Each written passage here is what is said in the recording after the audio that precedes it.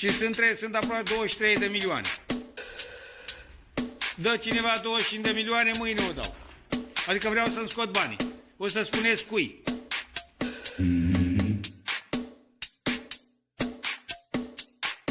Trebuie riscat. Câteva 2-3 milioane, nu știu. Că riști 2-3 să iei 50. You know what?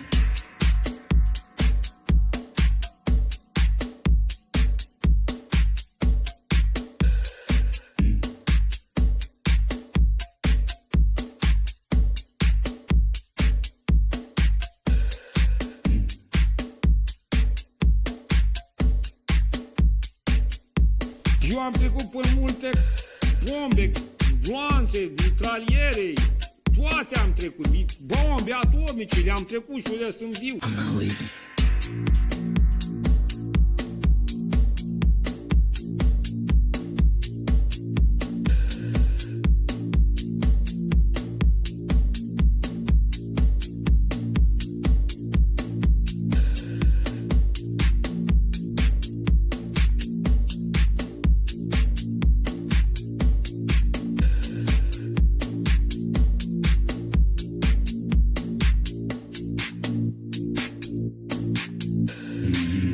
My colleagues and I remain squarely focused on our dual mandate to promote maximum employment and stable prices for the American people.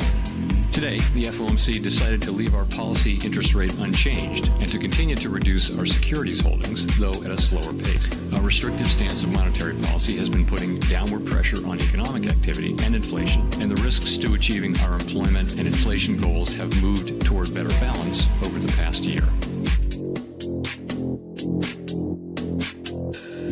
Again, I implore you to remember, fuck your puts, fuck your calls. Jay Powell has you by the balls. God bless my money printer. They're eating the dogs, the people that came in. They're eating the cats. Springfield, they're eating the dogs, the people that came in. The people that came in. They're eating the dogs, the people that came in. They're eating the cats. They're eating, You know what? they're eating the pets. I'm not leaving. I'm not leaving. This is, I think, one of the reasons. I'm not fucking leaving. You know, Good thing to say for a city manager. It's not fast.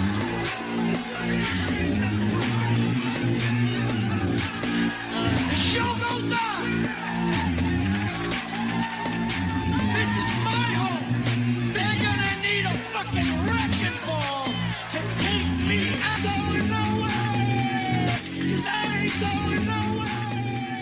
'Cause I ain't going nowhere.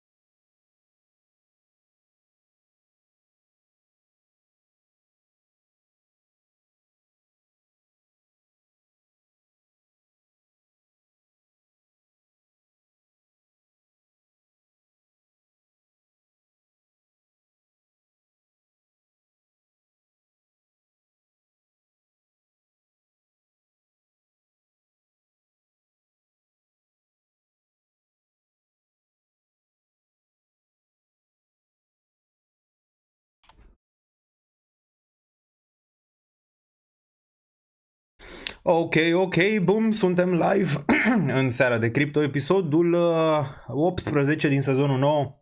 Magie, vrăjitorie, m-a lăsat vocea de tot fix în momentul în care trebuia să intru și să zic intro mai ales despre Kevin Warsh, deoarece este prima ședință FOMC cu Kevin Warsh și vom vedea cum evoluează piețele financiare în timp real, ne vom uita la prima lui conferință de presă, care începe undeva spre 21:30 ora României, deci avem suficient timp să discutăm despre Kevin Warsh. Și desigur v-am făcut o prezentare destul de bună despre acest eveniment ca de fiecare dată, vom merge pe macro, vom merge pe inflație, vom merge pe șomaj, piețe financiare și tot, da? Bun. Dar e important deoarece prima ședință după Jerome Powell, știm foarte bine, Jerome Powell a servit câteva mandate la Rezerva Federală și a făcut-o destul de bine. În mandatul lui, piețele financiare au urcat destul de puternic, inclusiv Bitcoin, inclusiv ETH și a urcat destul de bine mandatul lui Jerome Powell. Vom vedea dacă e la fel și mandatul lui Kevin Warsh și ce ne spune istoria că se va întâmpla după ce vine noul șef la Rezerva Federală. Deci vom discuta despre asta, imediat intrăm pe treabă. La ora 9, ora României, vom afla care este dobânda de referință. Dobânda de referință care e așteptată să rămână la același nivel, undeva la 3,5-3,75. Va rămâne în același nivel, în probabilitate de 99%. Deci surpriza nu cred că este acolo. Surpriza va veni din atitudinea lui Warsh, deoarece nu știm prea multe despre ce vrea să facă mai departe, având în vedere că vine la Fed pe o inflație destul de mare, inflație care a urcat destul de puternic spre 4,2%, un șomaj destul de mare pe la 4,3% și lucrurile arată extraordinar, mai ales că și petrolul încă e sus, chiar dacă Donald Trump a tras foarte tare și ați văzut că a oprit acest conflict și semnează, poate chiar în momentele astea, un memorandum cu cei din Iran pentru a opri războiul. Discutăm și despre asta, deoarece am împins foarte puternic să se întâmple asta înainte de această ședință a FOMC pentru a-i da pârghii domnului Kevin Warsh să vorbească de bine, de tăieri de dobândă, nu de ridicări de dobândă. Imaginați-vă că piața acum e mai aproape ca de Fed ca să urce dobânda de referință decât să o scadă anul ăsta și vom discuta despre asta. E ceva real, analiștii ne tot zic treaba asta că dobânda de referință de fapt va urca anul ăsta, în niciun caz nu vom avea o tăiere, ceea ce eu nu sunt de acord, da? Discutăm imediat, deoarece pare că Trump îi dă pârghile. Acum trebuie să înțelegeți lucrul ăsta lui Kevin Warsh. Acum trebuie să înțelegeți un lucru foarte important.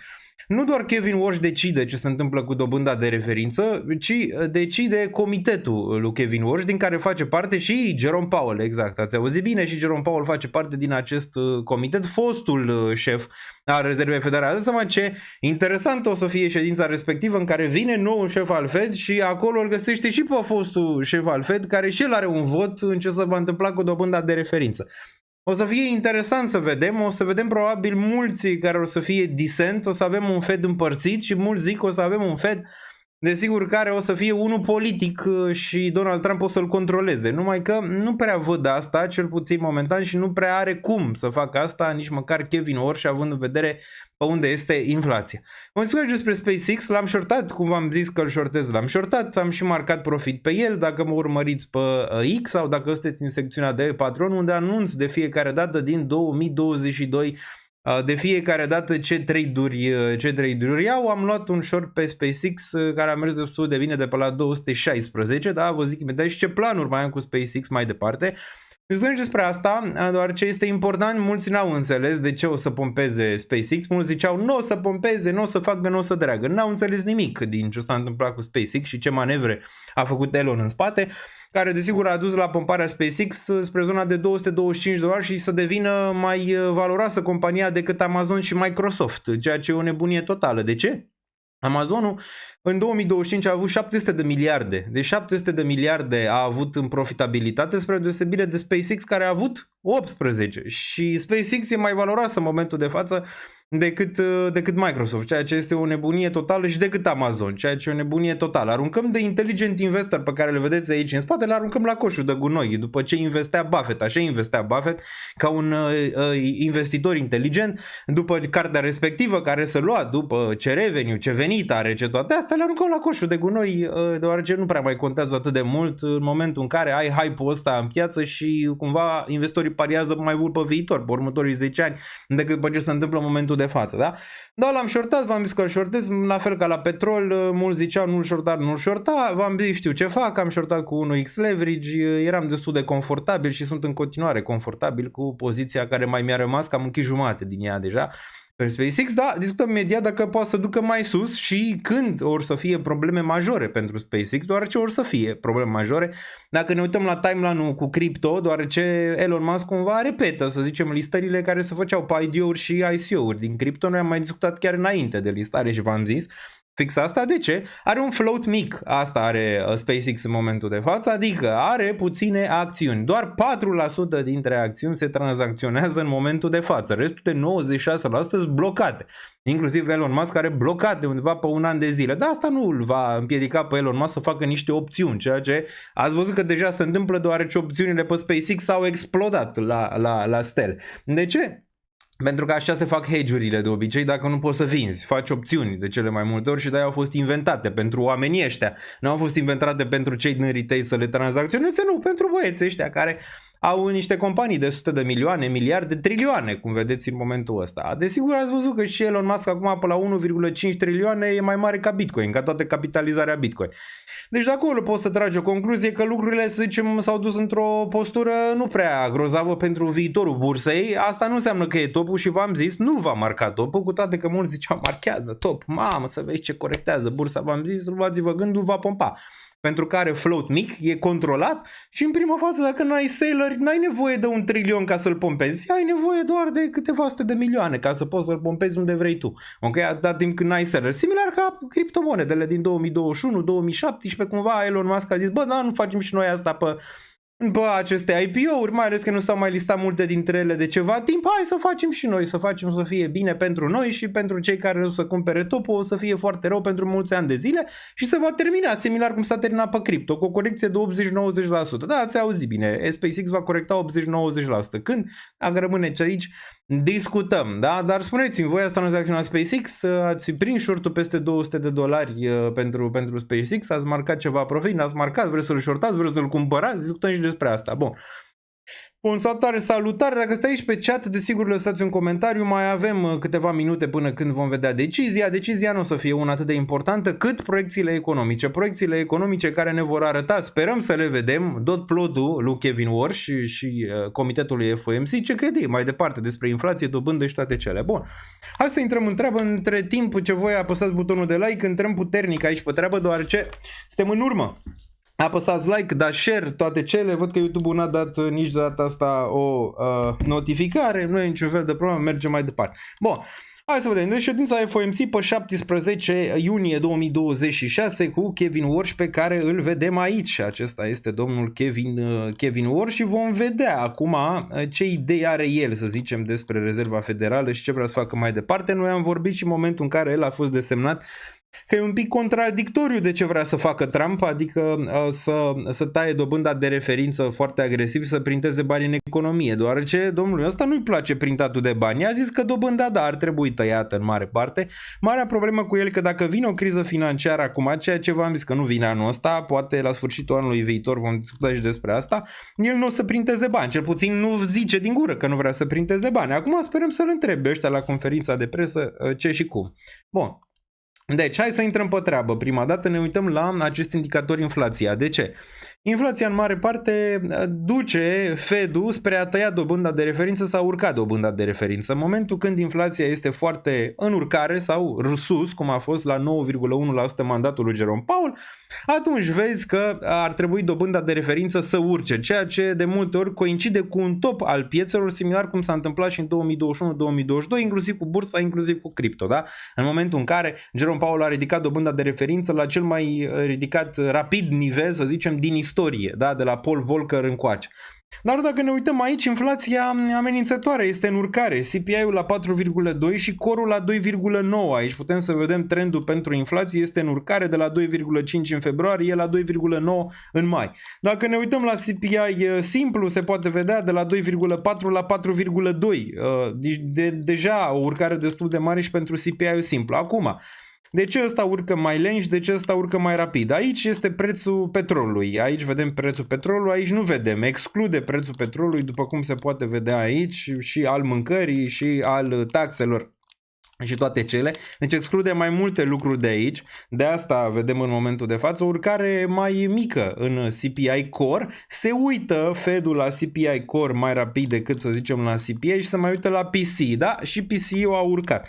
Acum, CPI-ul putem vedea aici la 4,2, urcarea vine din prețul petrolului. Prețul petrolului care s-a apreciat foarte tare. Începuse anul pe la 65-70, a fost undeva la 100 $120 pe unde l-am și shortat, dacă mai țineți minte petrolul, și o să ne uităm la un grafic cu petrolul imediat. Dar asta a dus, să zicem, la această urcare și poate ceva tarife, dar tarifele s-a dovedit că nu duce la o inflație prea mare pentru că Trump n-a putut să le țină oricum. Deci, în orice caz, nu aduce inflație tariful pentru că Trump nu le-a ținut și multe dintre ele au fost declarate ilegale. Da? Dar putem să vedem aici pe CPI același lucru, o urcare undeva în zona asta de 4,2%. Acum, Trump a tras tare, ați văzut, să oprească conflictul. Eu ziceam că îl oprește mai repede, până la urmă l-a oprit, cum ziceam, toți vine al treilea război mondial, toate alea, petrol la $500. V-am zis, bă, nu puneți botul la așa ceva, că nu se întâmple, ok? Ceea ce nu s-a întâmplat. A făcut până la urmă, să zicem, un deal de mai multe ori. Mă scuzați, am încă o răceală care în continuare persistă, da? Dar din nou ați văzut, a făcut deal-ul de vreo 30 de ori. Acum e a 31-a oară când face deal-ul și de data asta pare chiar să semnează un memorandum. Cred că se va termina aici povestea? Nu, cred că în vreo lună jumate după ce se termină campionatul mondial se vor mai certa o dată. Dar în final vor semna și se vor pupa, se vor împăca într-un final, să zicem așa, da? Și inflația probabil va corecta. Ceea ce probabil asta o să zică și astăzi și Kevin Walsh, deoarece a zis să-i dea niște pârghii. A zis ok, campionatul mondial a început imediat înainte să dădeau semnale că se va semna. Săptămâna asta FOMC a zis Trump, ok, facem și lui Kevin Walsh o surpriză, poate să vorbească de niște tăieri, nu de urcări de dobândă, ceea ce cred că șeful Fed va face. Nu cred că va fi atât de hawkish cât se așteaptă multă lume, ci cred că va da impresia că dacă petrolul va scădea și scade și conflictul se va termina și inflația va pica, vom tăia dobânda de referință, cel puțin asta cred că va da un imbold interesant pentru piețe și o surpriză mică, dar overall cred că ședința asta o să fie bearish pentru piețe. Da? Bun. Hai să vedem mai departe. Deci inflația este în urcare, nu este de bine pentru că nu dă pârghii de tăiere de dobândă. Ok? Bun, șomajul, dacă ne uităm aici la șomajul SUA este într-o stagnare destul de mare, de vreo 3 luni de zile se poate vedea, martie, aprilie, mai. 4,3, 4,3. Deci nimic să zicem fenomenal în regiunea asta de aici. La 4,4 a scăzut la 4,3 și stagnează. Deci rata șomajului mulți se așteptau să ducă mult mai sus, având în vedere inteligența artificială care fură joburi, dar pare că impactul nu este neapărat imediat. Și inteligența artificială mai face și ea niște joburi, nu doar le taie. Da? Bun. Surpriza mare vine de la non-farm payrolls. Câte locuri de muncă s-au adăugat în economia americană? Se poate vedea 214.000, 179.000, 172.000 în ultimele 3 luni de zile. Dacă faci un average, 2, 4, aproape 600.000, 500 și ceva de mii de locuri de muncă adăugate în economia americană. Știm că astea se pot revizui, știm că astea pot fi multe dintre ele din pix, dar ce ți arată? Ți arată că nu ești într-un regim de recesiune. Fix ce ziceam de vreun an de zile că nu se va întâmpla. Okay? Nu ești încă într-un regim de recesiune, având în vedere că șomajul unde este aici, în momentul de față la 4,3, nu e la un nivel prea mare, iar locurile de muncă se adaugă, iar inflația nu este în continuare prea sus și e venită din acest factor, războiul, care e aproape de terminare. Dar pare că economia în continuare stagnează, dar e un pic stagnează bine, adică nu e să zicem într-un declin masiv, ceea ce dă pârghie pentru piețele financiare în continuare. Acum, piețele financiare aici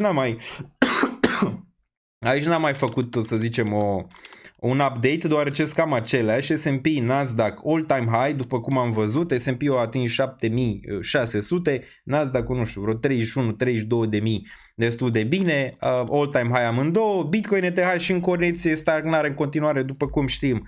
Aici, datorită factorilor care țin în mare parte din zona de criptomonede, nu de macro. Macro a fost foarte bun, nici de Trump nu putem da vina pe el, pentru că piețele financiare tot au performat. Dolarul în lateral, dar e predispus aici la urcare, mandatul lui Kevin Walsh cel puțin la început. Aurul lateral și corectiv ca Bitcoin cumva are aceeași traiectorie pe care a avut-o Bitcoin după topul respectiv de anul trecut. Da? Cam același lucru are aur în momentul de față, a atins chiar 4.000 și un pic de dolari acum câteva zile și vă și ziceam short bias pe el și pe aur și pe argint, dacă mai țineți minte. Da? Aici, alți tot moarte, da, dar mai vedem câteva semnale, de exemplu Astero a început un pic să urce, da, ETH a capitulat spre zona din nou de 1500, aici era pe la 2200 la ședința precedentă, nu e o distanță atât de mare, acum e pe la 1770 sau era la 1770, dar nu multe lucruri s-au întâmplat pe cripto, mai mult pe piețele financiare care în continuare au rulat excelent după macro. După cum vă ziceam, macro în continuare se ține bine, piețele financiare vor face urcări. Acum, se termină aici raliul bursier, cum v-am zis și în live-urile precedente cu FOMC, din punctul meu de vedere nu. Până când nu vom atinge 8.000, 9.000, chiar poate 10.000 pentru S&P, nu cred că vom vedea un top mai mare aici în ceea ce înseamnă S&P 500. Când cred că îl vom vedea? V-am zis și în live-ul precedent, cred că șansele sunt foarte mari după vara anului 2027, la un an și ceva distanță de la listarea acestui IPO. Primul IPO listat, cum este SpaceX, nu dă de obicei topul, ci dă un aport mai mare de risc investitorilor, văzând că le-a ieșit, la fel ca în cripto, când s-au listat primele ICO-uri, IDO-uri, ați văzut, ieșeau bine, pe urmă toți dădeau buzna să intre, la un moment dat n-au mai avut acel randament, da? După, nu știu, 4, 5, 7, 9 IDO-uri, ICO-uri, 7000 câte s-au listat, n-a mai fost același lucru. La fel va fi și aici când se va lista, nu știu, OpenAI, când se va lista Anthropic și toți ăștia pe inteligența artificială, atunci te apropii foarte puternic de top, dar și atunci vrei să vezi că nu mai ai pampuri la listare, adică vezi că se listează Anthropic și în loc să facă plus 50% face plus 5%, pe urmă corectează sub prețul de IPO. Și atunci poți să te gândești că da, e momentul în care bursa probabil va pune un top mai macro, da? Dar astea sunt semnale pe care le urmărești în general. Primul, de obicei, dă un aport mai mare investitorilor pentru risc, pentru că le-a ieșit, nu? Bă, le-a ieșit, au băgat toți ăștia de retail. Bani, m-au făcut 50% într-o zi. Păi nu e bine? Nu înseamnă că mă vor mai băga și în următorul? Absolut. Și doar acum începe bula, după cum v-am mai zis. Și mai e o chestie pe care v-am mai zis-o și se întâmplă, e chestia de tokenizare. Ați văzut Binance, ați văzut Coinbase, ați văzut toate astea, în sfârșit au dat drumul la tokenizare. Ce înseamnă asta? Au dat drumul la lichiditate nouă, din nou, după cum vă ziceam, se face blend-ul, se face merge între zona de cripto și zona financiară clasică și mult din USDC, USDT din zona respective intră în momentul de față în zona de equities. De ce în zona de equities și nu în zona de cripto? Zona de equities este cea care în momentul de față performează foarte bine, iar investitorii se duc acolo unde este raliul de fiecare dată, că-i pe aur, că-i pe cripto, că-i pe argint, că-i pe orice ați văzut, petrol, investitorii se duc acolo, da? Fie că-i pe SpaceX sau în altă parte. Bun. Dar dacă ne întorcem aici, în regiunea asta, se poate vedea aurul în continuare, un pic cool down, ETH BTC în continuare lateral, chiar a mai corectat în trecut, indicele dolarului în continuare în lateral, pe la 99 în momentul de față și NDQ US 100 în continuare foarte, foarte bine. Singura piață care în continuare nu performează și n-a performat este cripto aici, care în continuare este moartă și îngropată, dar nu va rămâne așa, cel puțin asta cred și cred că mai are în continuare speranțe, șanse până la final de 2027 să aibă și un raliu. Acum vom vedea ce tip de raliu mai are și cripto aici, dacă e unul spre all-time high și bubuială sau unul mai micuț. Vom vedea, dar cred că cel puțin asta e analiza mea, că până în 2027 în vară va rula și zona de criptomonede, dar și ăla e un red flag, nu? Că rulează până și cripto care n-a făcut nimic până acum. Da, dar nu zic că nu va mai veni o corecție pe acțiuni. Eu cred că va veni, da, și cel mai probabil august-septembrie se deblochează și SpaceX și vom vorbi despre asta mai târziu. Bun, mai departe, hai să vorbim aici. Macro începe să crape. Nu încă, SpaceX dă topul. Asta e întrebarea, să zicem, de pe buzele tuturor investitorilor în momentul de față și v-am mai zis, din punctul meu de vedere, nu. E începutul bulei. Acum este de fapt începutul bulei și nu știi cât de sus se va duce bula până când se va sparge, ok? Dar acum e începutul ei, poate să dureze de obicei, dacă faci paralela cu cripto, durează între 6 luni, un an jumate. Până când ea se sparge și se va sparge, desigur că se va sparge. Nu va fi, să zicem, ca în .com, toată lumea zice, mamă, .com nu-și mai revin. Nu o să fie la fel, deoarece multe companii pe care le vedem acum și de inteligență artificială și din alte zone au profitabilitate foarte bună. Nu e același, să zicem, același lucru pe care l-am văzut în .com în 2000, dar nu înseamnă că nu poți avea niște corecții mari pe aceste acțiuni, cum ar fi Palantir, cum ar fi SpaceX, 80-90%.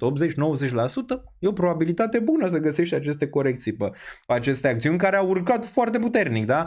Cumva e o discrepanță între realitate și ce fac aceste companii, că te uiți la SpaceX, că te uiți la Palantir, da? Că te uiți la toate astea care au pompat foarte, foarte puternic ai discrepanțe mari, mai ales pe semiconductori, între profitabilitate și unde ar trebui să tranzacționeze. SpaceX ar fi trebuit să tranzacționeze pe $60 în momentul de față, nu mai sus, ca să fie o intrare bună pentru multă lume și să faci niște gain-uri reale. Se va întoarce sub IPO price la 135? Da, cred că da. Probabilitatea mea personală e mare, dar nu imediat, probabil în 3-6 luni de zile, adică nu imediat. Bun. Mergem mai departe, că mai avem aici 10 minute, dar ok, nu o să fie mare lucru decât vom vedea ce se întâmplă cu previziunile economice, proiecțiile economice, cum vrei să le zici. Hai să ne uităm, deci asta am vreo 9-10 minute, ne vom uita aici, deoarece o să fie important de văzut. Desigur, ce vrei să vezi la Federal Funds Rate aici pentru 2026 la 3,4. Vrei să le vezi fie la 3,4, fie sub, nu sus. Dacă le vezi la 3,7, 4 aici în regiunea asta, e clar că Fed-ul se gândește să ridice rata dobândă și asta va avea un impact rachetă în zona de jos pentru piețele financiare. Deci dacă vedem aici, nu știu, orice peste 3,4 e bearish din punctul meu de vedere. Ok, bun. Dacă ne uităm mai departe, mai avem PCU aici, inflația PC, la fel și asta trebuie să rămână într-un nivel cât de cât bun, sub 2,8 a zice, asta e proiecția din, nu, când a fost martie, da, asta e proiecția din martie aici. Unemployment rate-ul, la fel și aici e important să nu fie peste 4,5, da? Cred că cel mai important se va uita piața aici pe 2026 la median, ce se va întâmpla cu Federal Funds Rate și asta va mișca piața, da? Nu ce zice Kevin Walsh. Bun, mergem mai departe. Interesant aici, asta mi se pare lucru interesant, mulți analiști, majoritatea analiștilor, nu numai că nu pariază pe o tăiere de dobândă, deci noi suntem aici, da, la 3,5, 3,75,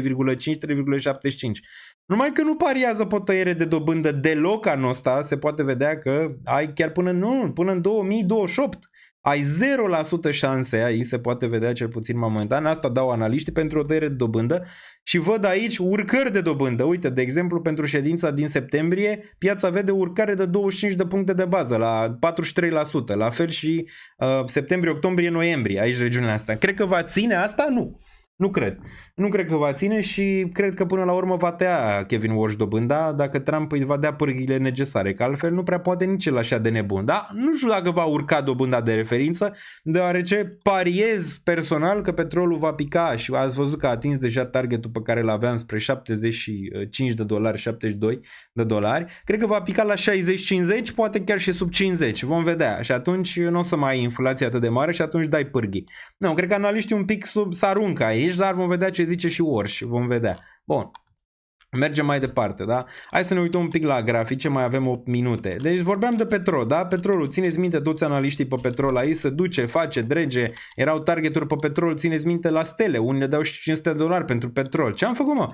Vă ziceam, aici era nivelul de short, dacă țineți minte, 110-115, ăla era nivelul. L-am shortat aici, după cum ați văzut, mi-am pus banii unde mi este gura și am shortat, am și luat profit, am și shortat SpaceX, cum am și zis, da? Că o să fac. Acum ați atinge targetul undeva spre 78, aici ar fi 77-72, ăla ar fi targetul. Acum cred că asta va merge mai jos, eram bearish inclusiv pe bounce-ul ăsta, dacă mai țineți minte, cred că va merge și mai jos, dar cred că va mai avea aici un bounce poate din 70, dacă Trump mai face vreo nefăcută în vreo lună jumate și mai începe niște atacuri pe Iran, așa pe final. Ok. Bun. Dar asta e de bine, cumva îmi dă imbol să spun că analiștii nu prea sunt on point aici cu o urcare de dobândă anul ăsta, dar vedem ce zice și Walsh, da? Bun, nu avem încă inversiunea pentru recesiune, desigur acest bull market e cel mai mare și cel mai lung din istorie, în continuare stă destul de bine și destul de puternic. US2 aici în continuare pe la 4%, astea sunt randamentele pe obligațiunile guvernamentale, ne vedem și 4,43 aici, e bine că n-a urcat peste 4,6. Cumva încă stă destul de bine economia și piețele financiare și nu văd nici anul ăsta o recesiune. Îmi pare rău să vă dezamăgesc, dar nu o văd. O văd la anul, la final sau 2028, după cum v-am zis, ok? Pe acolo, prin range-ul ăla și atunci da, aș vrea să ies din acțiuni 70% și vedem și ce face cripto până atunci. Bun, care momentan a fost dezamăgitor. TLTU, aici e momentul în care vreți să vă poziționați, ați avut deja un entry undeva la zona de 83 în regiunea asta de aici, dar asta e range-ul. Poate să stea aici încă 2 ani până când o să aibă un bounce la 127, posibilă recesiune, dar dacă aveți TLT, adică apărare, că asta cumpărați aici, ăsta e nivelul, să zicem, la care vreți să vă gândiți. Acum, JPY-USD nu e într-o zonă de recesiune, ați văzut că a urcat dobânda de referință japonezii, e un no-brainer, acolo nu nu contează neapărat că urcă o scade, ci dacă e o surpriză și n-a fost o surpriză. Așa, porumbul face un bottom macro și ăsta e de analizat pentru următorul an 2, deoarece cred că va pompa înapoi în range-urile astea de aici și vă ziceam, dacă vreți ceva așa ca petrolul, ca poziționare, ar fi ăsta, ar fi porumbul și grâul. Desigur, grâul mi se pare într-un setup mult mai interesant, mai ales în zonele astea de aici până în 421, destul de interesant pentru un repump în range-urile astea de aici, ok? Bun. Mergem mai departe, am făcut și proiecțiile economice și acum mai avem una singură și 5 minute. Rata dobânzii SUA, așteptat pauză, probabilitate 99,6%, nu va putea tăia dobânda de referință, având în vedere că n-are cum să convingă pe nimeni Kevin Warsh din comitetul lui că e momentul. Vei avea dissents vreo 2-3, cel mai probabil, care vor zice tăiere de dobândă, poate chiar Warsh o să fie dissent, vom vedea.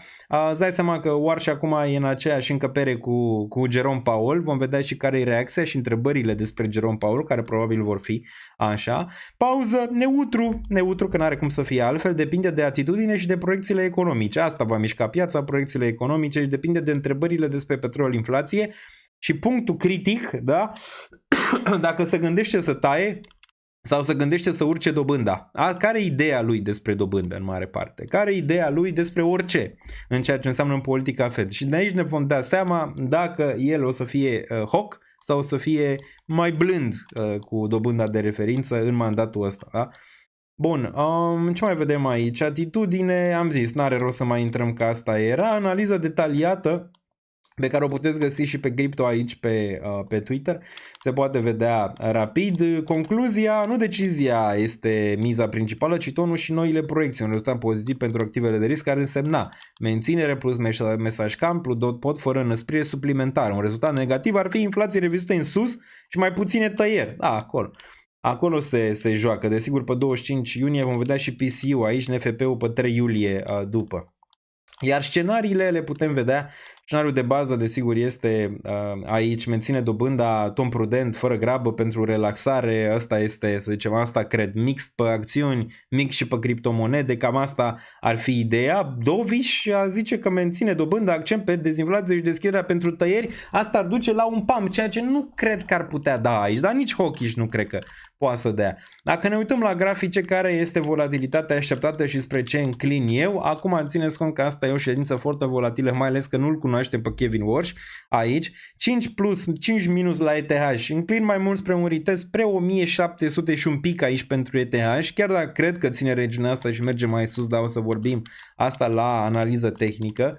Aici, la Bitcoin cam același lucru, plus 3 minus 3 spre 63,6, 64 de mii, din nou ar putea să fie un range interesant pentru această ședință FOMC, care din nou înclin negativ, și pe S&P același lucru, înclin negativ, 7400, 7438, 7338, aici un plus 2 minus 2% aștepta volatilitate, iar DXY aștept la o reacție în sus spre 100.6, cel puțin în primă fază. Vom vedea după, dar în 2 minute vom afla aici proiecțiile economice, care va da un imbold. La proiecțiile economice e posibil să vezi mai repede o corecție, pentru că poate vezi inflația mai sus, poate vezi dobânzile mai sus. Iar când vorbește Warsh, poți să vezi cumva un bounce și normal ar fi, pentru că te gândești că Warsh nu o să fie atât de hockey și o să zic că nu ne gândim la urcări de dobândă în momentul de față, poate chiar la tăieri dacă se duce, să zicem, acest război. Și atunci ar putea avea un relief piața. Da? Dar cam asta e prezentarea pe care v-am făcut-o. Dacă v-a plăcut, desigur apăsați like-ul, găsiți aici. Îl găsiți aici imediat să găsesc acest live incredibil, fenomenal, pe care îl facem în momentul de față. Contentul este gratis, în continuare fac eforturi pentru a aduce cele mai bune informații. Singurul lucru pe care puteți să-l faceți este să apăsați butonul de like de aici ca să-l ducem cât mai sus. Bun, imediat o să caut și eu proiecțiile economice, dăm pe Bitcoin și stăm pe Bitcoin pe 1 minut. Aici nu știu dacă Bitfinex e cel mai bun, Coinbase mi se pare mai ok și imediat o să vedem probabil pauza, că altceva n-avem ce să vedem. Pauza. Vorbim și despre Aster, că și-a schimbat tokenomics-ul și despre multe altele imediat aici, 66.000 și imediat vedem dacă și cu parcă. Bun, wow, a egalat Congo, mă, pe portughezi, wow. Avem, ce avem? Un mic pump aici sau ce-o fi ăsta? Un mic pampanaccio? Un mic pampanaccio? Pare un mic pampanaccio? Ia să vedem, ia să vedem. De obicei astea sus, jos, exact. Bun, deci reacția cumva să zicem că a fost una, să zicem, așteptată spre un nivel mai bearish aici, prima dată, dar vedem imediat de ce. Vedem imediat de ce aici. Bun, da, Fed leaves rates unchanged. Bun, și prima reacție cumva era așteptată în zona de jos, da, și vedem imediat de ce. Bun, și ce? Decizie unanimă? De asta probabil. De asta, să ce mai vedem graficul. 65-6, 65-4. Ok, deci ideea de bază în primă fază că avem dump era normală aici. E interesant de văzut că nu avem niciun descent. Nu există niciun descent, adică unul care să fie împotrivă. Toți au zis, suntem de acord. Suntem de acord toți suntem de acord că nu trebuie dobânda în momentul de față. Bun. Fed removes statement reference to additional rate adjustments, ok. Fed lowers median GDP, ok, hai să vedem proiecțiile economice în timp ce Bitcoin pică și ideea că vom vedea o corecție era normală aici, iar ideea că probabil vom vedea un bounce pe discursul lui Orș probabil o să fie și ea cât de cât corectă sau chiar corectă, dar hai să vedem. Hai să vedem ce se întâmplă și cum se întâmplă. Fed Economic Projections și le vedem imediat aici. Projections pentru June 2026. Dacă le găsesc eu aici. Bun, unde e? Fed, asta e din martie. Vreau să le vedem pe astea de acum. Bun, imediat. Economic Research, data, bun. Cum le găsesc, cum le discutăm. Desigur. Am văzut câteva headlines, dar vrem să le discutăm pe bune. Bun. Așteptați 2 secunde. Bun, Fed rates, ok, Federal Reserve projects show median Fed funds rate rise. Ok, bun, deci avem o urcare de la 3,4 la 3,8, ceea ce nu vreau să vedem. Deci avem cumva urcare de la, care era la 3,4 pentru 2026, adică o tăiere de dobândă, la 3,8 care deschide poarta pentru o urcare de dobândă. Vedem ce ne zice ăsta. Iar 3,4 în 2028, ok? N-am găsit încă poza să vă arăt, v-am zis așa din ce headlines-uri am văzut aici, ceea ce momentan nu e chiar grozav. Okay? Momentan nu e chiar grozav. Ia să vedem. Imediat. Bun. Da, deci prima chestie negativă, da, și piețele au corectat, asta a fost aici, bun. Dacă le găsesc eu, vi le arăt. Asta este un preview. Fed meetings. Ok, nu le văd pe Google. Dacă le găsesc, le pun. Summary, gata, le-au pus cei de la Federal Reserve și le-am găsit și eu. Acum un minut le-au pus și le-am găsit. Ia să vedem. Bun. Vi le arăt și vouă aici. Hai să facem așa. Hai să facem un print screen prima dată. Deci cumva bearish momentan, având în vedere că avem o urcare pe proiecțiile astea economice. Vedem ce ne zice Orș. Poate nu ne zice de rău. Poate zice că e doar așa o proiecție și nu e ceva neapărat la care se gândesc, dar dacă ne uităm aici putem să vedem, da? Ziceam, nu trebuie să fie peste 3,4, este peste 3,4, după cum se poate observa, este la 3,8. Ce înseamnă asta? Deschide poarta pentru o tăiere de dobândă. Proiecția din martie era la 3,4. Acum, hai să vedem ce se întâmplă aici pe Core PCI. La fel, urcare pe Core PCI la 3,3 de la 2,7 în regiunea asta. PCI-ul aici, inflația PCI simplă 3,6, în martie era 2,7. Din nou aici cu roșu. Din nou cu roșu o urcare aici. De ce? Din cauza petrolului, dar vom vedea ce zice Orș de asta. Țineți-vă un pic, țineți-vă. Okay? Unemployment rate-ul tot la 4,3, proiecția din martie era la 4,4, asta să zicem e punctul cât de cât pozitiv aici în toată treaba asta, că rămâne unemployment rate-ul încă Ok, proiecția din martie pe GDP 2,4 versus 2,2 și aici vedem o stagnare. Dar n-arată bine, ok? Momentan n-arată bine cum arată aceste proiecții economice și cum vă ziceam, cele mai mari șanse sunt o corecție aici, având în vedere cel puțin proiecțiile economice care pot da rezultate negative. Bitcoin îl putem observa, corectează după aceste rezultate, probabil și bursa corectează. Sperăm și SpaceX să corecteze cam ușor pe el, dar asta era zona și cred că putem încă să o atingem și chiar un pic mai jos aici. Vrem să vedem ce se întâmplă și cu bursa în același timp. SpaceX în continuare ține, dar ieri la analiza de pe Patreon ziceam, era undeva pe aici, ziceam că shortez range-ul ăsta și apoi targetez undeva măcar 192, s-a dus chiar mai jos, s-a dus undeva la 187. Dar hai să vedem ce face și aurul și ce fac piețele, celelalte piețe financiare, gen S&P-ul. S&P-ul același lucru, înclinarea negativă a fost una corectă aici și pentru S&P, se poate vedea undeva la 7437, undeva așteptat un minus 2% pe această ședință, având în vedere range-urile din zona asta. Clar că ar putea avea un bounce din 7437. Totuși nu bursa e cea care e problematică, Bitcoin mai repede, bursa în continuare a urcat foarte mult și ar putea corecta lejer chiar până în 7000 și n-ar fi neapărat o problemă. Dacă ne uităm la Nasdaq, 29.768 pentru Nasdaq, la fel și ăsta închide gap-ul ăsta de aici pe 4 ore, probabil îl va închide un pic sub zona de 29.006, poate un pic mai jos, vom vedea, în timp ce DXY, analiza a fost aici corectă, că vom vedea un bounce, vom vedem dacă duce până în 100 din zona asta de aici. Bun, hai să vedem ce mai zic ăștia pe știri, bun. Și ne uităm imediat aici, dacă e ceva, vă zic în timp real, că de-aia și facem live-urile astea și le interpretăm în timp real, imediat. Bun, pică și aurul, toate pică, ok. Fed lifts rate path, inflation outlook rises, ok. Bun.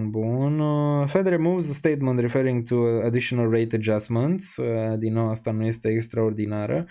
Și vedem ce mai zic cei de la Zero Hedge, mă uit imediat aici în timp real să vedem dacă e ceva. Bun, craziest red line in years, ok, ia să vedem ce zice aici. The sport is goal, au scos multe de aici, the committee is to maintain the target range, ok, bla bla bla.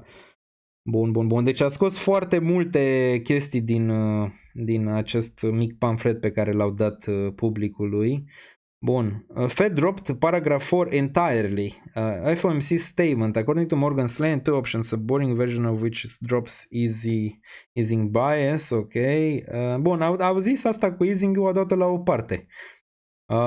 Bun, Fed says committee will deliver price stability, bla bla bla. 9 of 18 FOMC participants pencil in 2006 rate hikes. Deci jumate dintre cei din Fed spun că va crește dobânda de referință în 2026 decât că ea va pica, ok? Ceea ce din nou pune foc pe paie aici în zona asta. Vedem ce ne zice Warsh, nu? Jerome Powell, știm că nu voia tăi de dobânzi, dar știm că Donald Trump vrea și de-aia l-a pus, nu? Pe ăsta, să taie dobânda, dar pare că nu o să facă asta având în vedere ce a zis comitetul lui, nu? În momentul de față. Bun.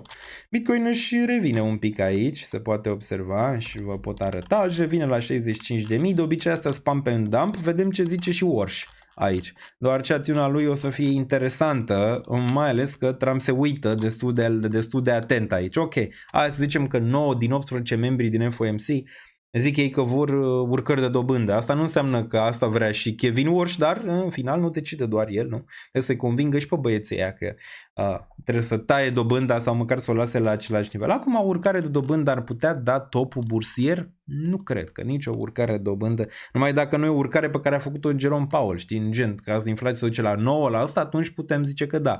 Dar nicio urcare de dobândă nu cred că va da, dacă nu e o urcare prea mare și apoi stagnare, nu cred.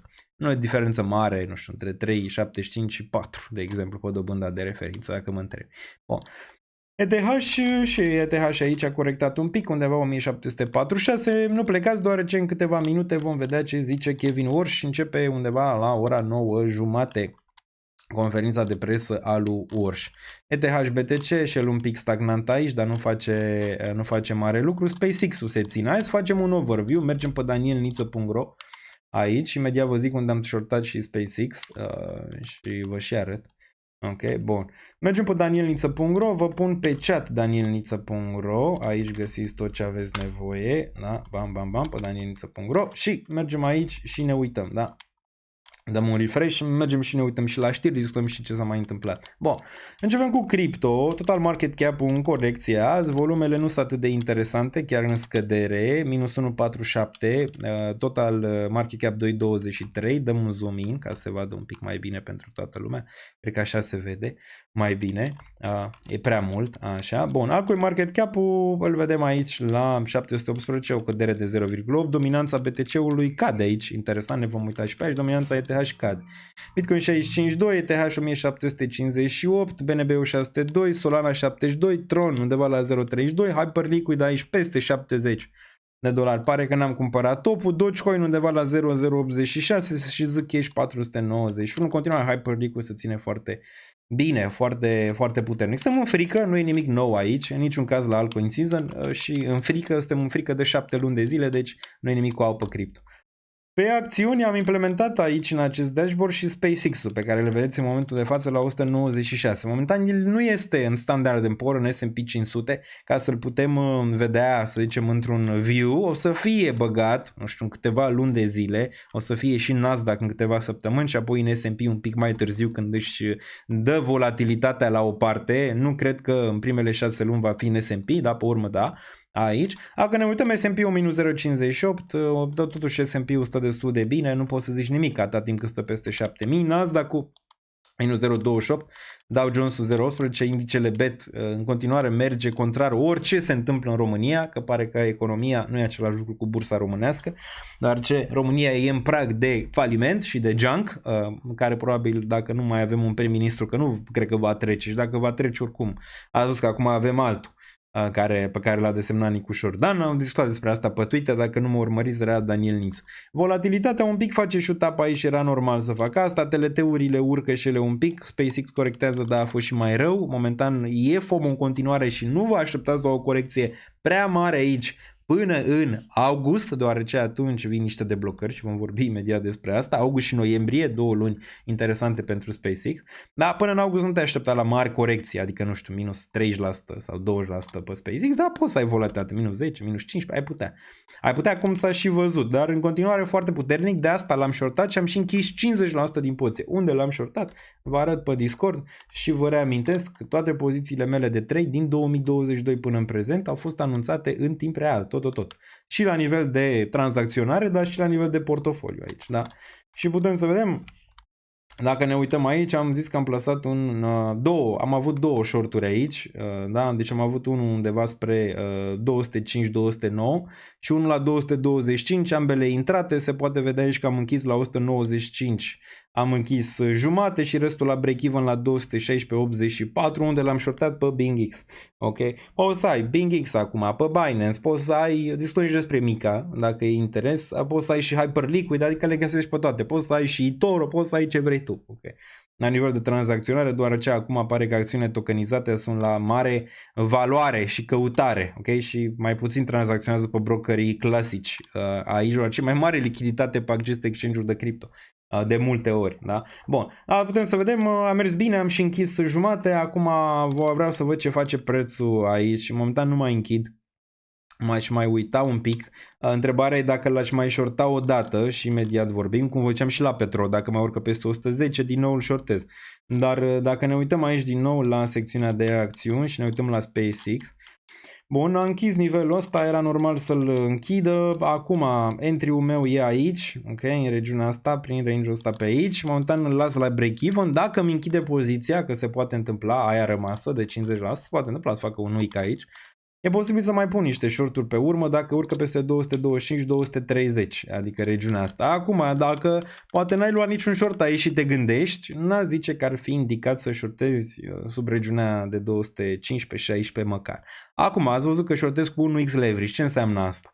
înseamnă că dacă intru la 216, lichidarea e peste $400, că așa merge treaba, da? Deci am un range mare și pot să mai adaug dacă vreau, de obicei am 2-3 intrări, după cum ați observat, și stau liniștit, adică n-am probleme cu inima, sau cum zic ăștia că Daniel o să fie lichidat, n-am mai fost lichidat, vă reamintesc, 2000, cred că 19, 18, nici nu mai știu în perioada respectivă, ok.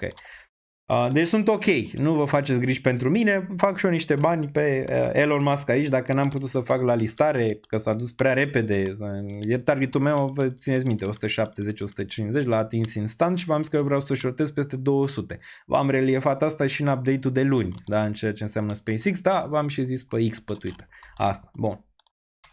Dar din nou, dacă vreți să vedeți tot ce am tranzacționat, da, din 2022 și rezultatele din 2022-2023 până în prezent, le găsiți aici în secțiunea de live trading în Patreon și aici anunț mereu tot ce tranzacționez. Bun, și aveți și discount 50% cu codul WARSH de la Război. Bun, mergem mai departe aici. Sofiu urcă și el un pic, poate mai mă gândesc să-l shortez și pe ăsta, vom vedea. Aici a fost un short interesant pe el, era de shortat în regiunea respectivă. Aurul, hai să vedem. Aurul, vă ziceam de short, era aici, da, mai repede argintul. Țineți minte live-ul, dacă ați fost pe live-ul respectiv, vă ziceam la 88. Unde e argintul? S-a dus, nu-l mai văd. Vreau să văd metale aici. Bun. Argintul mi se pare mai ok de shortat decât aurul, deoarece în continuare trend descendent. A atins și ăsta targetul de aici, undeva la 63. Știu că mulți din comunitate au shortat range-urile astea și mă întrebau dacă să-și închidă pe la 64-65. Eu ziceam că pot să închid și aici jumate și mai închizi aici dacă atinge range-ul ăsta. L-a închis, ok? A închis regiunea asta undeva la 63-62 și a făcut bounce cum era normal. Acum n-aș mai da un short la argint până când, nu știu, nu-l văd în regiunile astea, de 82 măcar. Adică peste 80, tot range-ul ăsta de aici. Aici eram pe live când vă ziceam de short la argint. Din păcate, n-am apucat să iau shortul ăsta. Era bun, aducea niște profitabilitate, aducea destul de bine, un 30% numai cu 1x leverage, adică nici nu aveai nevoie de leverage pe el. Aurul, da, ambele sunt la un suport momentan, ăsta de la 4000 și aurul face același lucru ca Bitcoin. La ce mă refer aici? Dacă repetă istoria, a testat 55 MAU, da? De aici, la fel ca Bitcoin, un bounce, poate, nu știu dacă la all-time high sau în regiunea asta 4500 și ulterior probabil va testa 100, care confirmă un bear market și apoi 200-le, care vine momentan undeva la 2700, probabil va fi pe la 3000. Ok? Dar poate să dureze vreun an de zile până când își face damblau aici, la fel ca Bitcoin, adică poate să aibă aceeași traiectorie. Dar cumva bulul s-a cam dus aici macro. Pentru aur aici erau intrările pe care le puteai să le faci în 10 ani de zile, în ceea ce înseamnă aur. Deci nu mai atât de relevant. Bun, nici Cupru nu m-aș uita, cu toate că și ăsta e la rezistență, pare că stă un pic mai bine. Bun, dacă aveți super chat-uri, lăsați-le de pe acum, că o să încercăm să le soluționăm, să le facem, să le vedem. Am zis că ne uităm pe Aster, că s-a întâmplat, sunt multe știri de analizat aici, am zis că sunt multe lucruri care s-au întâmplat, mergem pe știri imediat. Asterul, dacă mergem pe danielniță.ro aici, o să intrăm și individual să vedem, deci ăsta e, să zicem, macro overview cu ce se întâmplă în piață, aveți și cripto și stocks și ăsta e și gratuit, adică puteți intra, faceți cont, vă logați cu Google și aveți acces la tot acest dashboard într-un singur loc toate. Da. Aveți și un nou, la secțiunea învață, puteți să faceți și profilul de risc pe acțiune acum. Se poate vedea aici, puteți să-l faceți de aici și o să vă apară și la secțiunea de portofoliu. Faceți și asta, deoarece este important să știți cum să investiți, ok? Și în ce modalitate. Și puteți vedea și aici, uite, la cripto, de exemplu, am un moderat, mediu. Eu personal și asta voi știți de multă vreme. Iar la acțiuni, șocant, cam același lucru, dinamic 64. Un pic mai dinamic la acțiuni, dar și aici îți dă, să zicem, niște lucruri la care poți să te uiți pentru investiții. Să ai așa un reper în mare. Dar ziceam că mergem un pic la știri și vorbim un pic despre Aster înainte să începem treaba aici. Wall Street, da, și asta e interesant.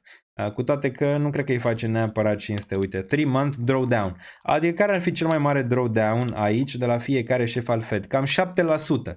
Adică dacă te uiți aici, 7% a fost în mandatul lui Jerome Powell, 12% e average. Deci un 12%, să zicem, în primele 3 luni ai putea vedea că din momentul în care a venit el poți să vezi un minus 12%. Asta nu înseamnă că la finalul anului va termina la minus 12%, doar ce v-am arătat o statistică data trecută că la un an distanță bursa în probabilitate de vreo 80% o să fie pe plus față de unde a început șeful Fed, care apropo a început de pe 15 mai. N-a început acum, a început de pe 15 mai, deci reperul trebuie să fie luat ăla. Dar după cum vezi, volatilitatea există în primele 3 luni și în primele 3 luni ar însemna, nu știu, iunie, iulie, august. Deci până în august ai putea vedea un moment în care bursa corectează 10-12%. Pe la average-ul la un moment dat. Nu înseamnă că va rămâne acolo. Asta e interesant de spus. Bun, 10 minute până când vedem pe Orș. Sperăm să nu înceapă mai devreme, că îl luăm pe sus. Bun, momentan pare că nu. Bun, Aster, da? Deci Aster a făcut o mutare bună care te face să menții tokenul pe termen lung. Am Aster, după cum știți, nu știu, am average-ul pe la $1 în momentul de față, montan la 72 de cenți. Aster anunță una dintre cele mai agresive mecanisme de buyback și burn din cripto. Aster a anunțat oficial o actualizare majoră a tokenului pentru Aster. Începând de astăzi, 99% din toate comisioanele zilnice generate de platformă vor fi folosite pentru a cumpăra tokenul Aster din piață. Bine. Foarte, foarte bine. Și asta în continuare îmi dă și mie încredere, poate să mai adaug la poziția asta, având în vedere că în trecut nu eram chiar atât de convins. Acum e un pic mai bine, chiar foarte bine aici pentru Aster pe termen lung. În plus, o cantitate echivalentă va fi arsă din rezervele proiectului. Și mai bine, compania descrie mecanismul ca având un efect total de 198%. 99% din taxe sunt folosite pentru buyback, aceeași cantitate este arsă din rezervele proiectului, tokenurile răscumpărate nu sunt arse, ci distribuite către deținătorii de V-Aster ca loyalty rewards. Procesul de burn va continua până când oferta totală scade de la 8 miliarde la 3. Foarte bine, chiar bine aici pentru cei care dețin Aster pe termen lung. Fiecare listare permis pe piața spot va necesita o taxă și de 50.000 de USD. Asta din taxă va fi 100 pentru buyback cu Aster. Bun, acum în sfârșit are un tokenomics mai bun, mai sexy și un proces mult mai bun de a face revenue, ok? De asta încrederea crește în ceea ce înseamnă Aster, chiar dacă prețul, să zicem, a stagnat aici o perioadă lungă de timp, în timp ce Hyperliquid a avut o urcare un pic mai largă, ok? Dar, din nou, bine pentru Aster. Posibil să-mi cresc, să zicem, stack-ul pe Aster, care momentan e portofoliu de risc, nu e portofoliu de bază, da, e posibil, mai ales dacă se duce undeva înapoi sub 50 de cenți aici. Doar ce încrederea devine un pic mai mare aici în ceea ce înseamnă Aster. Deci o știre bună pentru cei care dețin Aster, inclusiv eu. Ședința FOMC am discutat-o, asta mi se pare interesant. Nvidia vrea să investească 4 miliarde de dolari în România. Acum, sunt sigur că ați auzit voi știrea asta, o știre destul de bună. Asta nu înseamnă că se va întâmpla. Înseamnă că cei de la Nvidia au analizat ei și au zis, ok, care ar putea să fie hub-urile pe zona unde putem construi aceste centre de inteligență artificială. Și s-au uitat ei, au zis, ok, Bulgaria, România, Liechtenstein, alea și astea ar fi țările. Acum, nu înseamnă că și vor construi. Ei probabil pun mai multe chipuri în mai multe direcții și când mă refer la chipuri, bani și văd care dau rezultat în final. Sperăm să atragă și România, poate 1 miliard, poate și mai puțin, măcar să atragă ceva. Asta e important de menționat aici, dar mi se pare o știre bună pentru România, mai ales în situația în care e în momentul de față. Nu știu cu cine vorbesc ăștia de la Nvidia. Să zice Huang la cine? Cu cine vorbește? Vorbește cu Nicușor Dan sau? Cu cine vorbește și în ce limbă? Vorbește în engleză? Engleza de baltă lui Nicușor sau cu cine vorbește în momentul de față? Cu prim-ministru pe care nu-l avem? Deci da, trebuie să ne reglăm. Trebuie să ne reglăm întâi țara și înainte poate să gândește și Nvidia să facă o investiție. Deci știrea da. Știrea da, e bună, dar din nou nu reflectă neapărat chiar realitatea. Se gândesc, nu înseamnă că vor investi, ci plus că ei se gândesc în toată Europa. Uite, aici una dintre cele mai rapide rețele de internet, vorbesc de România, poziție strategică între Europa și regiunea Mării Negre. Da, România are o mare șansă, a avut întotdeauna. Și n-a avut România lideri buni, competenți, care să știe să vorbească de la egal cu business-urile și cu oamenii politici de top. Asta n-a avut România. Okay? Și nu știu dacă va avea în următorii ani, e ca la fotbal, știi? Îți pleacă ăia mai vechi care așa cum au fost, mai drept ceva și vin ăștia care sunt mai vai mama lor. Da? Bun. Binance riscă să piardă accesul pieței europene. Putem vorbi despre asta și ce se întâmplă cu Mica aici. Dacă mergeți la mine în Patreon, vă puteți face cont și pe OKX. O să avem și o promoție cu ei, cu cei de la OKX. Puteți face și la Bybit, deoarece au Mica, o aveți în descriere Bybit-ul și aveți și bonus la depunere. Uitați-vă acolo, nu știu, până pe la 25 de USDC puteți lua. Da? Deci dacă aveți doar pe Binance, faceți pe mai multe în momentul de față.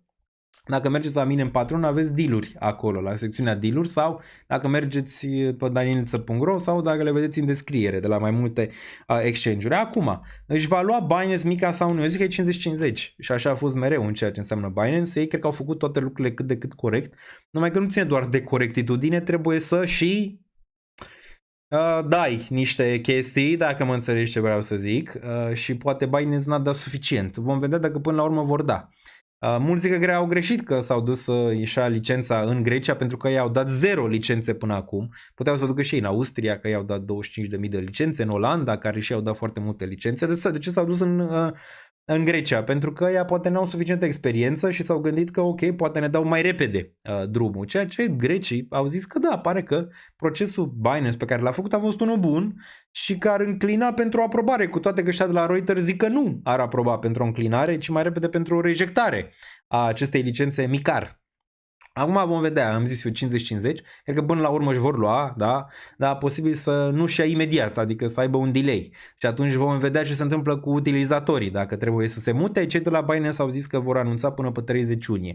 Nu vă faceți griji probleme, că te vor anunța din timp, o să ai și o perioadă de tranziție în care să poți să-ți muți, să zicem, aceste monede, nu mai citiți numai chestii de sperietură pe social media, că nu e chiar așa. Da? Bun. Acum, interesant de văzut ce se va întâmpla dacă tu vrei în continuare să tranzacționezi pe Binance mai departe, să ai nevoie probabil de un VPN, nu știm exact ce se va întâmpla de la 1 iulie, vom vedea ce se va întâmpla de la 1 iulie. Dar până acum, nu știu, ai OKX-ul și-a luat, ai Bybit-ul și-a luat, ai Crypto.com-ul și-a luat, ai mai multe care și-au luat și își vor lua în continuare, ok? UK nu este în Uniunea Europeană. Acolo trebuie să te uiți să vezi ce licențe au nevoie. UK nu este în UE. Okay? Deci nu e în UE. Bun. Bun, mergem mai departe. Deci asta nu vă faceți așa mare griji. Cred că își va lua în final. E 50-50 dacă își va lua până la deadline. Asta mi se pare destul de clar în momentul ăsta. Ne pregătim de ședință. Uite aici, de SpaceX depășește Microsoft, dar depășește și, dacă mergem la... unde eram? Stai că eram în altă parte. Mergem aici la dashboard și mergem înapoi pe știri, deoarece vreau să vedem pe asta. Deoarece îți arată exuberanța în care ne aflăm în momentul de față în piață. Da? Exuberanța. Aici, de SpaceX depășește Amazon, depășește Amazon și devine a 4-a cea mai importantă companie din lume, cu o capitalizare, asta era ieri, cu o capitalizare undeva la 2,8 trilioane de dolari. E mult? Din punctul meu de vedere, da. Păi cum poți să compari tu SpaceX cu Amazon? Amazon, am zis, 700 de miliarde în venit pe 2025, iar SpaceX 18. Faceți voi calculul de 40 de ori dacă te uiți, de 40, da? 40 de ori venit mai mare pentru Amazon și Amazon e sub SpaceX. Pe cum? Simplu, are doar 4% din acțiuni se tranzacționează în momentul de față, având în vedere că doar 4% înseamnă că celelalte sunt blocate și nu există seller, n-are cine să vândă. Până când? Până în august? Până noiembrie. Atunci vor începe ea să vândă și o să vedeți niște dumpuri destul de mari la un moment dat pentru SpaceX, doar ce investitorii care au luat în IPO la prețuri foarte mici vor vrea și ei să iasă. Unii vor face opțiuni, da, unii vor ieși și pe spot, nu? Și atunci o să vezi ceva corecții. Deci nu, capitalizarea asta e mincinoasă, cum a fost și la cripto, dacă țineți minte, în 2021. Același lucru. Aveai monede care se stau cu 5% float și pompau 10.000% într-o zi. De ce? Nu aveau vânzători și supply-ul era controlat. De cine este supply-ul controlat? De Elon Musk și prietenii lui în momentul de față. Vor da drumul la supply-ul ăla? Da. La un moment dat această acțiune va stagna mult, dar până atunci poate să aibă niște pumpuri destul de mari, că nu are vânzători, dar e supraevaluată, ok? E clar supraevaluată și nu se va termina bine. Dacă cripto ne-a arătat ceva, e că chestii de genul ăsta, mecanisme de genul ăsta pe care le face Elon Musk, nu se vor termina bine. Okay? N-au cum să se termine bine. Elon zice că, domnule, până în 2030 face 10 trilioane profit SpaceX. Bullshit, ok? Și acum dacă Elon, știi, dacă joacă același joc pe care l-au jucat founderii de criptomonede până în 2021, ce crezi că urmează? Înainte de deblocare, va încerca să pompeze, nu? Că se deblochează niște acțiuni, va încerca să pompeze SpaceX. Cum? V-am zis. Probabil va da un preview pentru primul centru de date care va decola în spațiu. Notațiu de pe acum, că asta va face. August, septembrie, octombrie, noiembrie, înainte de deblocare, a face un bomb. Bun, Fed Live. Mai avem un minut, vine Kevin Walsh. Și nu suntem pregătiți pentru el, nu știu. Mamă, ne cântă aici o melodie, ne dau ăștia strike de la Federal Reserve. Bun, facem așa, scoatem acest grafic cu BTC de aici. Așa, ca să-l punem. Dați voi mai tare dacă se aude încet, cred că aveți volum. O să încerc să nu vorbesc prea mult, ca să nu vă stric timpanul. BTC USD, imediat, facem așa, bam, bam. Închidem zonele astea de aici, mergem pe 5 minute, închidem și EMA-urile, că nu ne interesează. Ne pregătim pentru război, pentru Walsh, ne pregătim pentru Kevin, pericol public. Vom vedea cât de pericol public e, sau dacă nu e. Lăsăm așa aici graficul Bitcoin. Bun, și vedem imediat, uite, se pregătește. Încă e pe pauză, e pe muzică. Încă e pe muzică aici, da? Încă e pe muzică și ne pregătim să-l vedem. Să vedem ce zice. Bun, dacă n-ați apăsat like și v-a plăcut ce ați auzit până acum, o puteți face și puteți da și share acestui live. N-am nici apă aici, o să mor de sete. O să mor de sete. Bun, ia să vedem. Unde este? Uite-l, uite-l mă! Istoric! Deja Bitcoin a început să urce. Good day. It's an honor, a true honor to be back at the Federal Reserve and to take up this duty at a time of such consequence. I've been especially heartened by the warm welcome of old friends and new colleagues both. And I've listened closely to my fellow FOMC members, heard a lot of new ideas, new thinking, and genuine interest in moving the Fed forward. This week's FOMC meeting exemplified the very best of the Fed's traditions: rigorous debate, open-mindedness, commitment to mission, responsibility, and accountability for performance. In this business, they all add up to one thing: getting monetary policy right, or as near to it as we can do. That is our North Star. My colleagues and I are here to serve our legislative remit, which you've heard us say before: price stability and maximum employment. And these objectives guided our business in the meeting just concluded. As you saw a few moments ago, the committee decided to maintain the target range for the Fed funds rate at 3.5% to 3.75% in support of the Fed's dual mandate. The committee also reaffirmed its policy of maintaining ample reserves in the banking system. Economic activity is expanding at a solid pace, despite elevated uncertainty that owes in part to the conflict in the Middle East. Productivity growth and capital investment both strong. Job gains have kept pace with the workforce, and the unemployment rate has changed little. We recognize that inflation has been running well ahead of the Fed's long-stated inflation goal of 2%. That's been going on for more than 5 years. Persistently high prices are a burden for the American people. But the recent past need not be prologue. I am pleased to report that members of the FOMC are unambiguous and unanimous. This committee will deliver price stability.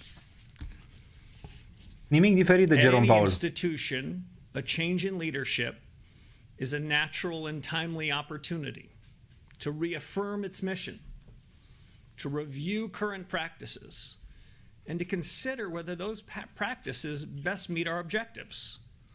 My Fed colleagues and I will be working in close collaboration to ask what changes might improve the conduct of monetary policy. On that score, you might have already noticed something, a difference in today's policy statement. It's a bit shorter, a bit simpler, and it dispenses with some older language. That statement just gives you the facts as best we can judge it. Absent also is so-called forward guidance, which we agreed was not well suited to the current policy conjuncture. This afternoon, you also received the usual summary of economic projections. It's been the practice of this committee for participants to submit these projections, and I have encouraged my colleagues to continue to do so. I, however, have refrained from offering any projections of my own consistent with my long-held Orș views n-a on dat the nicio SEP, proiecție. at least as currently structured. In the median projections, real GDP rises at 2.2% this year, 2.3% next year, and total PC inflation runs at 3.6% this year, 2.3% next year. The unemployment rate stands at about 4.3%. The median participant judges that the appropriate federal funds rate to be at 3.8% at the end of this year and 3.6% at the end of next. O să-l omoare ăștia cu We întrebările. turn now to a few words on a key initiative that we're announcing today. I'm appointing a task force in each of 5 areas that are central to the broad conduct of monetary policy. First, Fed communications. Second, the Fed's balance sheet. Third, our use and reliance on existing data sources. Fourth, productivity and jobs in an era of transformation. And last, the Fed's inflation frameworks. These subjects are timely, consequential, Pune task force. and in my view, worthy of a fresh look. My colleagues and I discussed them with energy and purpose over the last couple of days. For each of these independent task forces, I'm enlisting some of the very best minds, both inside and outside the economics profession. They will be supported by subject matter specialists from our superb Fed staff. And they'll have a straightforward charge. Start with first principles. Ask hard questions. Examine current practice. Consider alternatives. And ultimately, propose next steps for policymaker consideration. Since last summer, my colleagues discussed possible improvements in the form and function of Fed communications. This new task force will build on that effort, and I expect propose some well-considered changes, including to the SEP I mentioned a few moments ago. The second task force, the one on balance sheet policy, will review the benefits and risks of the current ample reserves regime and the composition of the Fed's balance sheet. They will assess alternative frameworks for the conduct and operation of monetary policy. The third task force, the one on data, will evaluate new information sources and consider methodological changes to improve data gathering, with the aim of giving policymakers more accurate, relevant, contemporaneous, and perhaps most important, actionable information on the state of our economy. Fourth, the task force on productivity and jobs. It'll survey the pace, the reach, the economic impact of new general purpose technologies, including AI, and explore the implications for the Fed in pursuit of our employment and inflation mandates. The last task force, the one on inflation frameworks, that'll examine the drivers of inflation, first principles, and weigh the full range of ideas for delivering price stability in a changing economy. You'll hear quite a bit more about these task forces and this overall initiative in the coming weeks. Enough for now to make a simple Păi dacă statement. pune task force pe Each fiecare, ce mai task force face? will serve an objective shared by everyone in the system, shared by everyone around that table that I sat with over the last couple of days. A Federal Reserve that is clear-eyed about its mission, fit for purpose, and focused on the future. And with that, I appreciate your attention. I'm happy to take your questions. Ok, hai să vedem întrebările, aici e tare. Hi, Chairman Howard Schneider with Reuters. Good to see you again, and welcome back. This is a lot to be putting in motion so fast. What is the timeline you have in mind for each of these? So I think it'll depend on the task force. It also depends on the urgency in which we need clear answers. My expectation, I'm still in the business of recruiting and finalizing them. My expectation is the task forces will begin work in the next couple of weeks And we'll start to get some more information from them, some more framing of how they see things starting in the fall end, hopefully most, if not all of them, concluding by year end.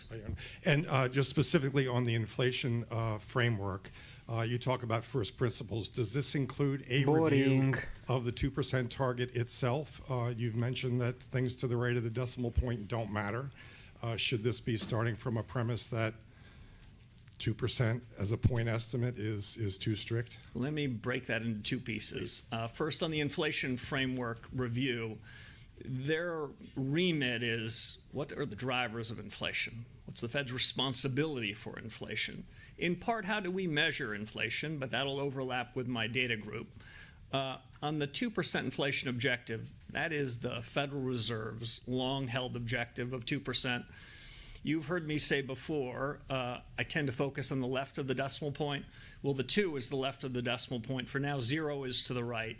I see no reason until we have reestablished our commitment and ability to deliver on the 2% inflation objective to revisit that. So that'll be outside the scope of what we're taking on.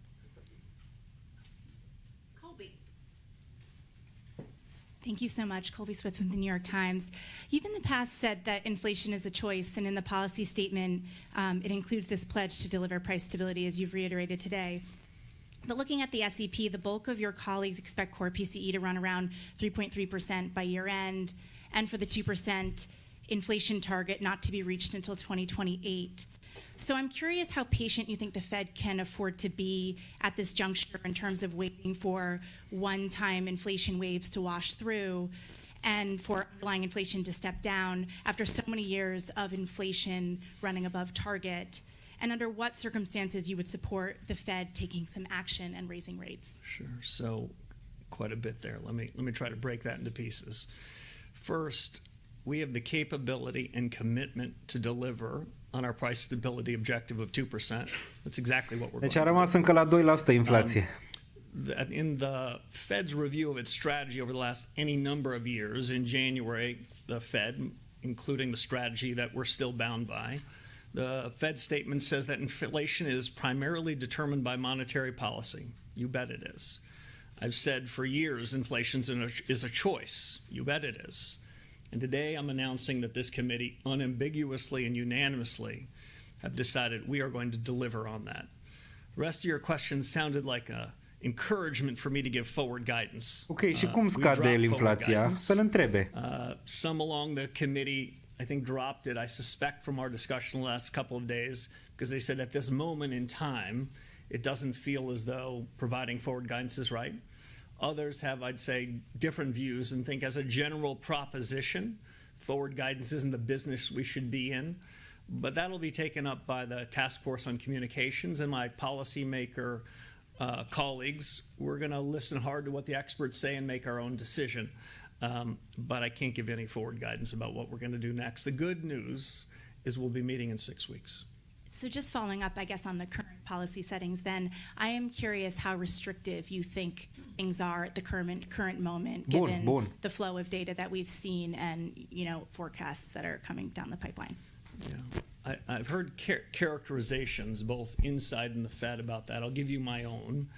It's uneven.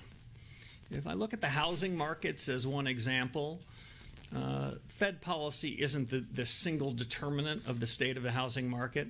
But broadly, I would say Fed policy appears to be somewhat restrictive.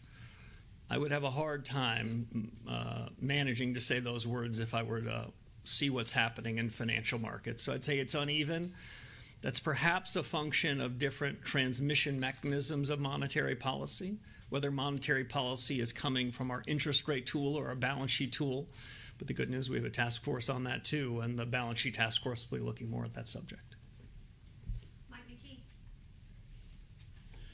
You've said you don't like forward guidance. You dropped it from the statement this time. But with the dot plot, 9 members suggested that they want a rate increase by the end of the year. The markets have taken that as forward guidance. So what does this mean in terms membrii of vor tăiere de dobândă. Ce înseamnă asta? Markets and in terms of what the dot plot's future is?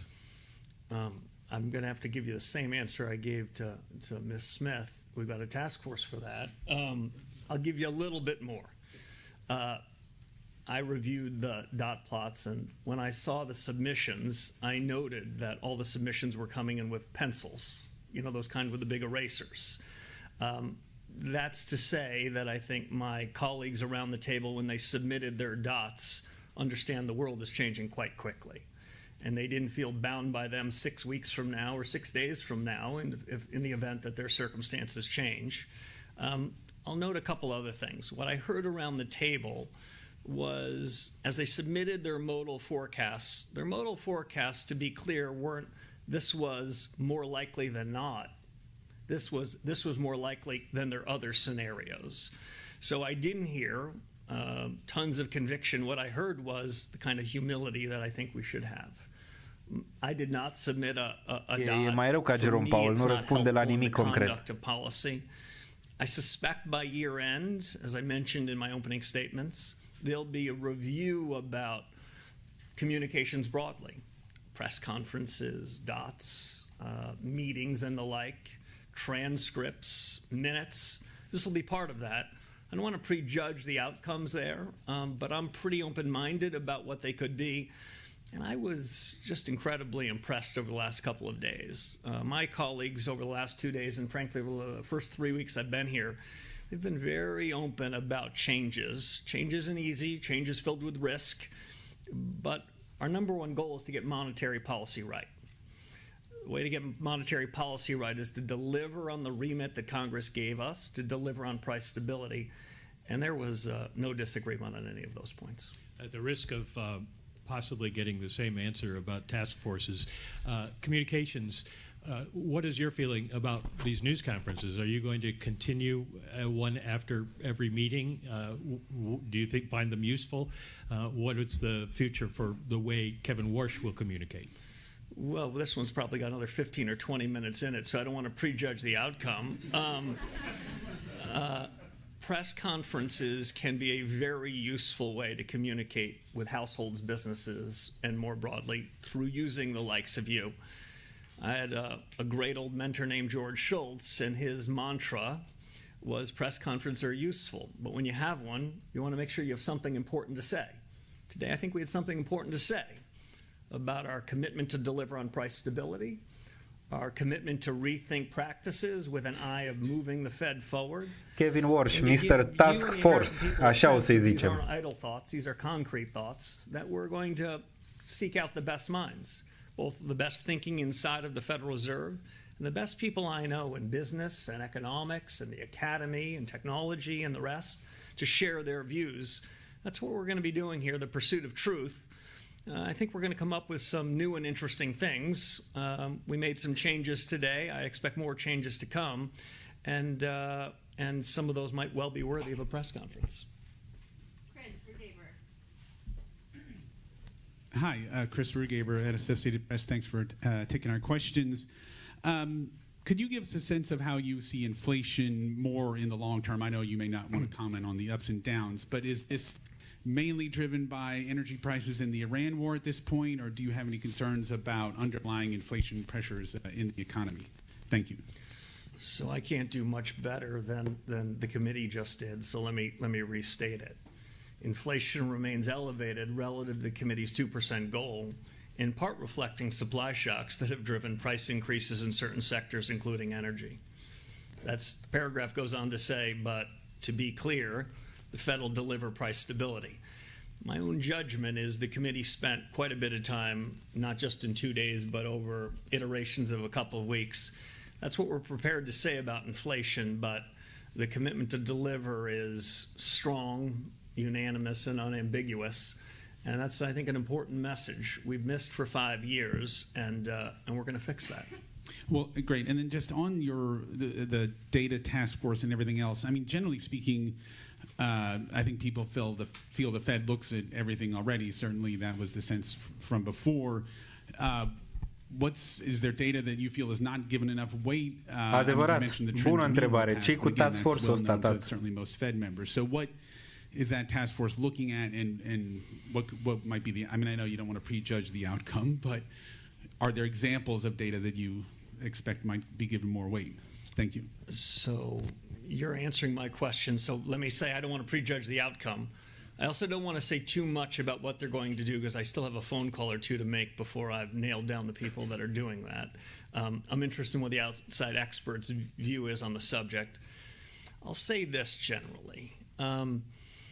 Most of the data that central bankers and other government officials in the United States consume come with old-fashioned survey methods, a national accounts of what the U.S. economy looks like that looks very little like the U.S. economy in 2026.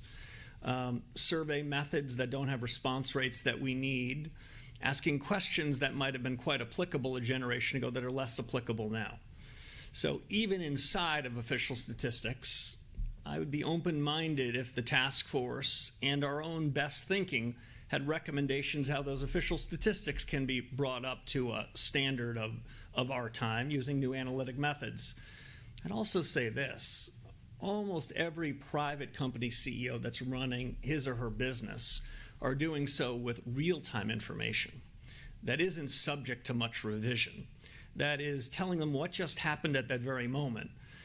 As you know, there are normal, long and variable lags in the conduct of monetary policy. What we're really interested in is what's happening right now. What we're less interested in is echoes of history. And you're hearing from my answer that some of the data that we receive, that we're waiting on, the first Friday after the month, the payroll index or something else, that might be an echo of history that's quite useful on its third revision. We need to take those error bounds down because we have to make hard decisions in real time. I'm really open-minded that there is a lot of new data sources that we can learn from the private sector, from reforms in the official sector, and new analytic techniques. O să vă traduc eu imediat ce înseamnă acest task force, că am o idee destul de clară. Something was core or non-core. Edward. Thanks. Welcome, Mr. Chairman. Edward Lawrence with Fox Business. So if you don't give a lot of ongoing forward guidance, won't the markets have more volatility, and shouldn't Americans have more access into what you're thinking going forward? So I think financial markets perform best when they react to incoming data. I think the financial markets work less efficiently when they ask a question, how will the Federal Reserve react to that incoming information? The more that markets are paying attention to what's happening in the real economy, deciding what's good data and what's less good data, the more financial markets can price what they believe is the most likely and what are the tail risks. Financial market prices are probably the most important source of information to guide central bankers. But when all the financial markets are doing is reflecting back what we've said, then we're taking the most important source of information and we're being blind to it. I'd like us to create a system where those blinders come off, where markets are following data that they efficiently think is reliable, and they'll be watching data, we'll be watching data, they'll come with better information through market prices to us, we can make more informed decisions, with ultimately the goal that I said at the outset, deliver on the price stability objective that Congress told us to do, and that we've got to get in the business of doing. Yeah, if I could take you in the meeting a little bit. This is your first meeting. The board members seem fairly hawkish when you listen to, in general, when you listen to what they're saying. Was there any discussion of a rate cut going forward today? Bun. There was one proposal on the table. There was no discussion of any other proposals. The discussion on that proposal, I would say, was quite limited. The group was unanimous and unambiguous on it. It has been the practice of this central bank and others to have a range of alternatives. Today we had one. I thought it further discussion and made it clear what we needed to do and how we needed to deliver. I wouldn't prejudge what happens in the future, but there was only one big subject for us. We took it on. We had a good family fight on it for a couple of days, and we ended up, I think, in a better place.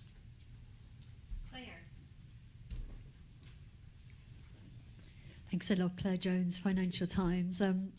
come into this blind, reading this very nice short statement that I think we've all appreciated. Hai despre in the tăieri de room. dobândă, lasă vrăjeala. One might wonder why you didn't raise rates today, considering what you're saying Bun, here. de ce n-ai crescut dobânda? About the risks to U.S. inflation and your mandate. I guess why not, and what would you need to see in order to get to that place? And secondly, on your task forces, are there any best practices at other central banks that you'd consider looking at? Thank you. Yeah. I'm glad they're in the practice of giving you two questions, because my answer to your first question was going to be very curt. I've got nothing more to say than the statement itself.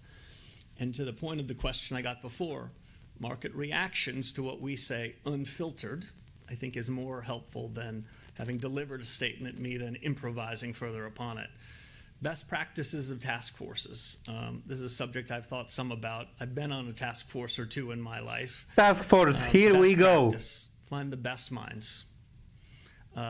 Ensure that the task forces have a range of people, both by backgrounds and predispositions, so they too can have a bit of a family fight.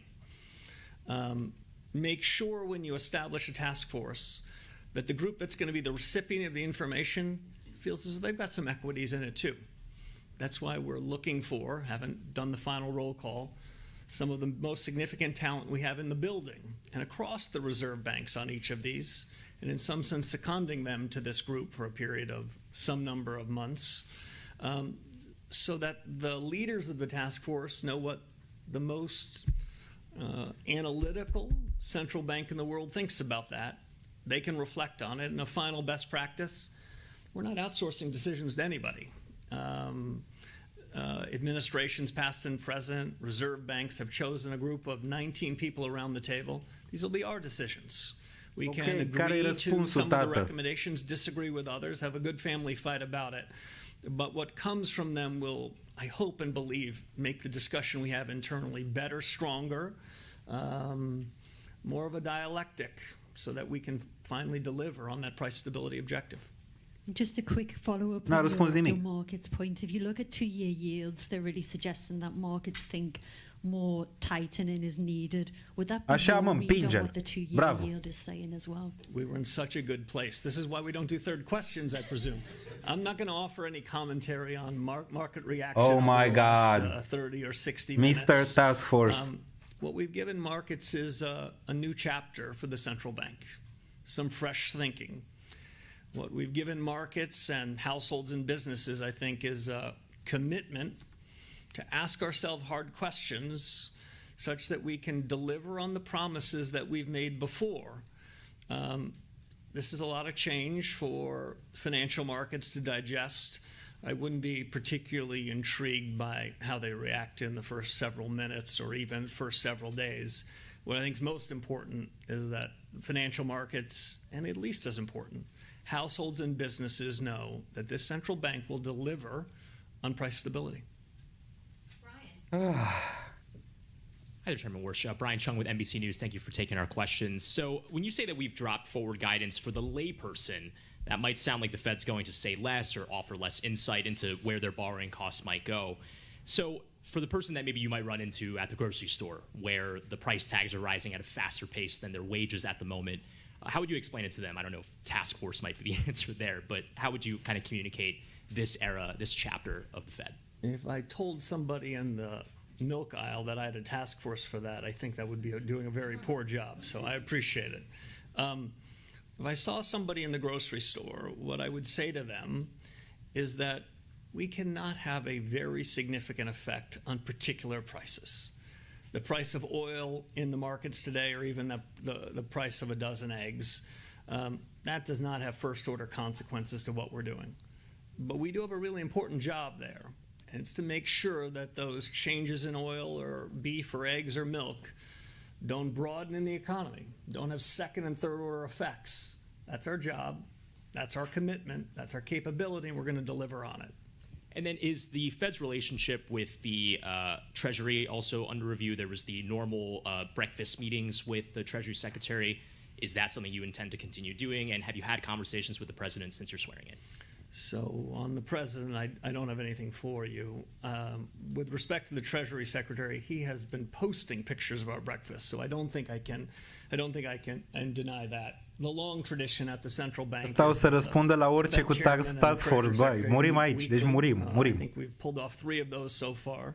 I believe he's overseas this week, so this will be the exception to the rule. N-am aflat nimic despre ce crede Kevin Walsh. Absolut nimic. The central bank's objectives and our roles and responsibilities are quite delineated from the fiscal authorities. And in my view, monetary policy is independent in the conduct of what we do. But that doesn't mean we're not interested in what's happening with the fiscal authorities. The way I think about it is this central bank needs to have a wide lens, but a narrow remit. We need to be quite interested in what's happening in the world. I won't be breaking any news here to suggest I'm quite interested in what's happening in the Middle East. That does have some effect on our day job. It doesn't mean it's our responsibility, but I think we're going to keep a wide lens, and my meetings with Secretary Besson to this point have helped widen that aperture. So we're aware of things that could affect our day job, even if it isn't. Steve Leisman, CNBC. Mr. Chair, thank you. Mr. Chairman, thank you for taking my question. You had said in the before you became chairman that you thought productivity was a reason why the Federal Reserve could lower interest rates. Do you still believe that to be the case? So the committee had a discussion of productivity today. AI came up.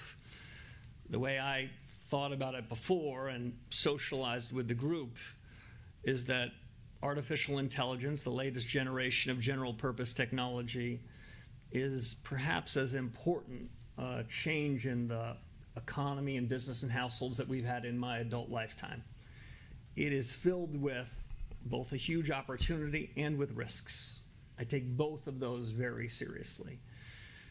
You may have heard me say before that AI is shorthand perhaps for American ingenuity.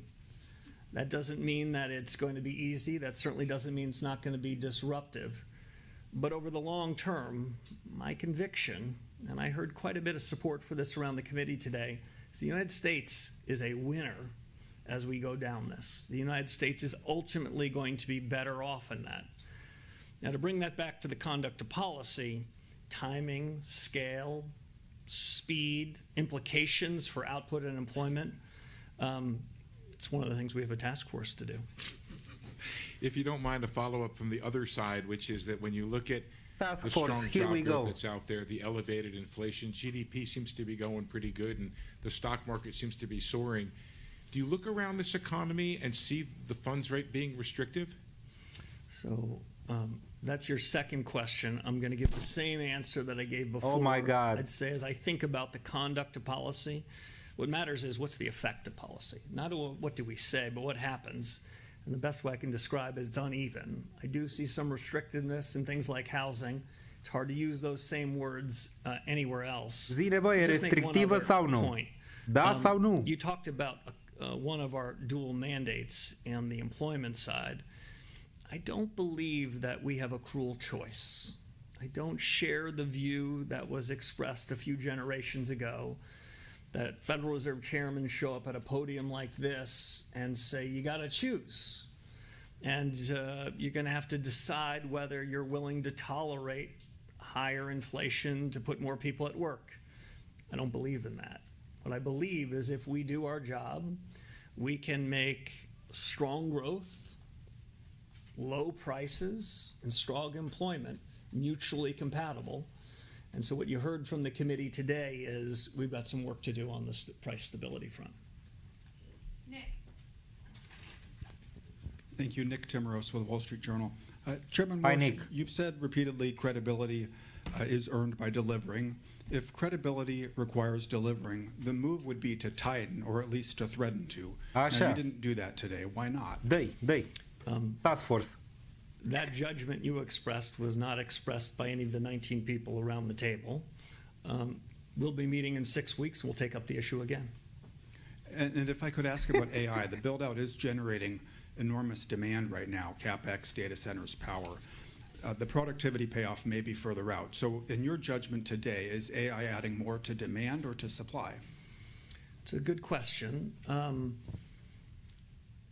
At the central bank in an economics profession, what we spend most of our time doing is counting demand. It's easier. We can see it, we can count it, we can check it, we can revise it. What we do, though, is we infer supply.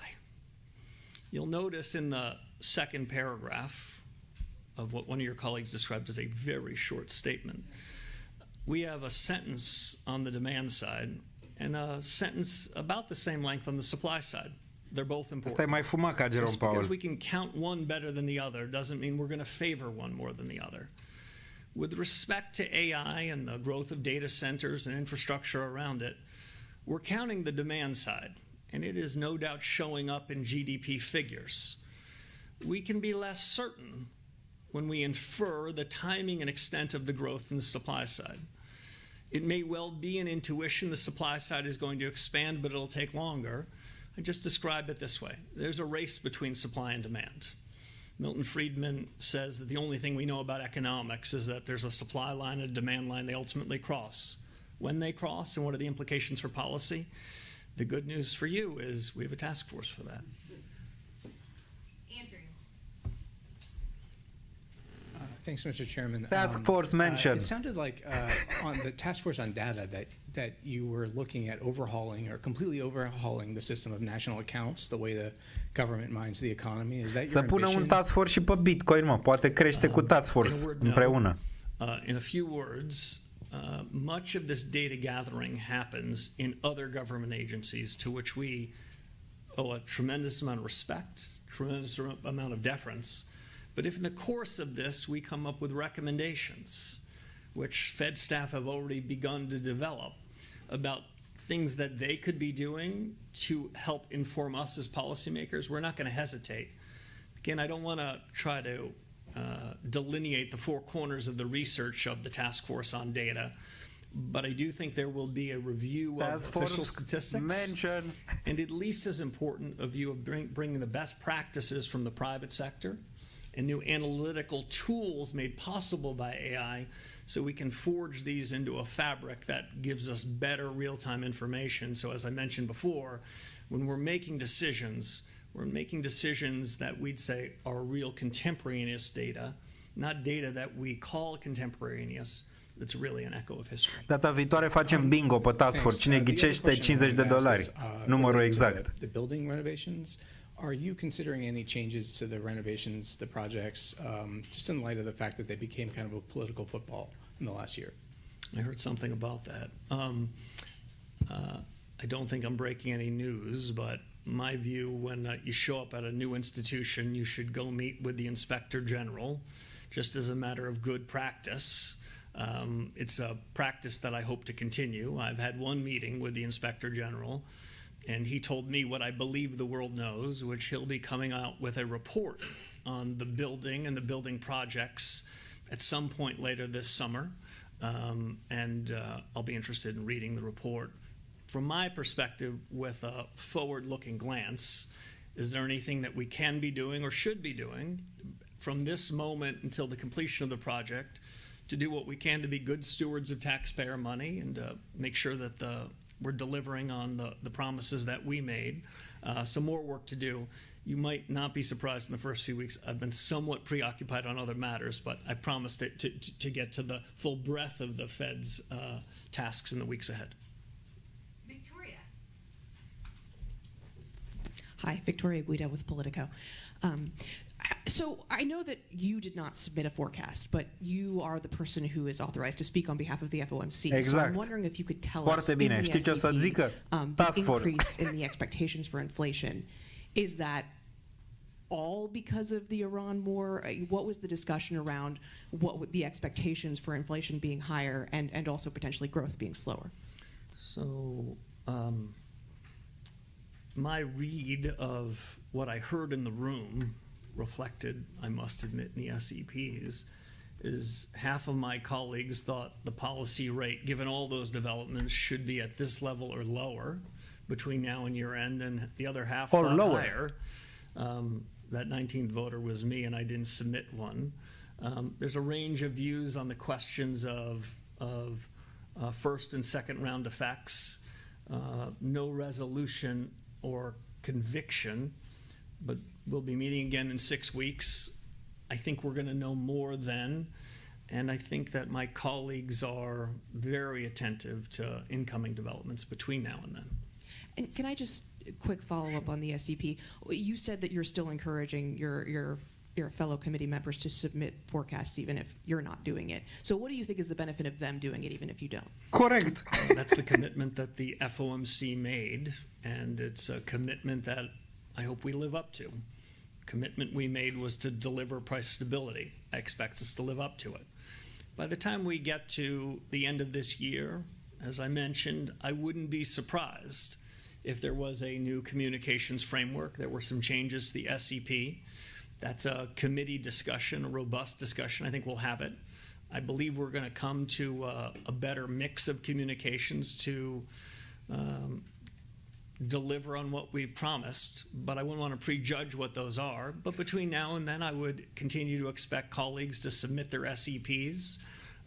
Some of them, I think, believe that the practice is currently structured is okay. But I heard a lot of interest in real reform, generally about all these topics. Vă zic imediat ce a zis Trump, că muriți aici. It was a pretty gracious couple of days, and it's been a pretty warm few weeks. The institution wants to figure out how we can do better. The institution's going back to first principles, and I'm encouraged that what we've done in the statement, what we're thinking about doing with respect to the SEP, that instinct towards a new chapter is a real one, and by the end of the year, I hope we can put some points on the board, both in form and in substance of delivering.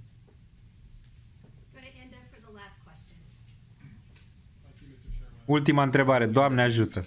Could you guide us through, please, some of the principles that guide your own reaction function, and tell us a little bit about the kind of conditions that you think when the Fed should respond? It's going to be a very unsatisfactory answer to the final question. The Federal Reserve has a lot of responsibilities, not just in monetary policy, but in supervision and regulation, consumer affairs and payments. My own view is our credibility comes from delivering on what we're saying we're going to do across everything we do. I've devoted more time in my first 3 weeks to monetary policy than all those things. But the more we deliver on our promises as good supervisors and good regulators, the more benefit we get, the more credibility enhancement we have in monetary policy.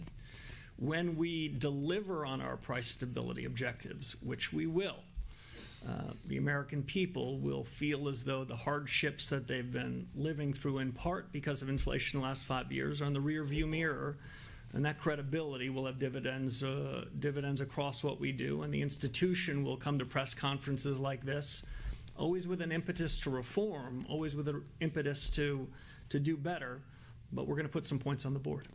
Mr. Chairman, we've got strong labour data in recent months. How would you sum up the labour market right now? Do you see it as stable and as potentially a source of inflation? Thank you. Yeah, so the committee, if I were to try to capture how the committee thought about it, the committee thought that the labor markets were stable. There were some people around the committee who thought that it was trending better than that. Trends matter more than data points.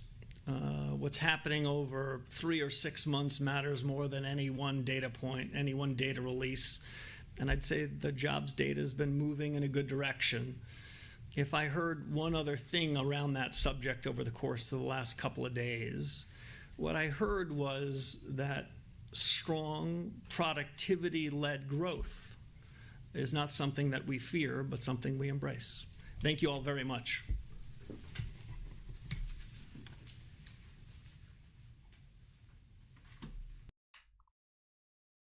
Ok, s-a terminat prima conferință de presă a domnului Kevin Warsh, noul șef al Rezervei Federale, și pot să spun că nu credeam, pur și simplu nu credeam că poate să fie cineva care răspunde la întrebări mai rău decât Jerome Powell. Ei bine, m-am înșelat. Îl avem pe Kevin Warsh, care la aproape orice întrebare a răspuns cu task force, deoarece asta vrea să facă, deci el vrea să pună vreo 6-7 comitete de astea de task force, grupulețe care să lucreze pe inflație, să lucreze pe probleme economice, să lucreze pe șomaj, să lucreze pe fiecare parte, poate pune unul și pe Bitcoin, Doamne ajută, așa, și să aibă date mai rapide. Imediat vă zic și ideea de ce face treaba asta. Cred că a picat, a?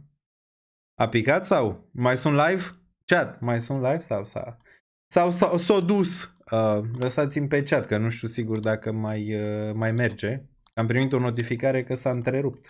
Din ce motive, nu știu. Ne atacă boții sau ceva.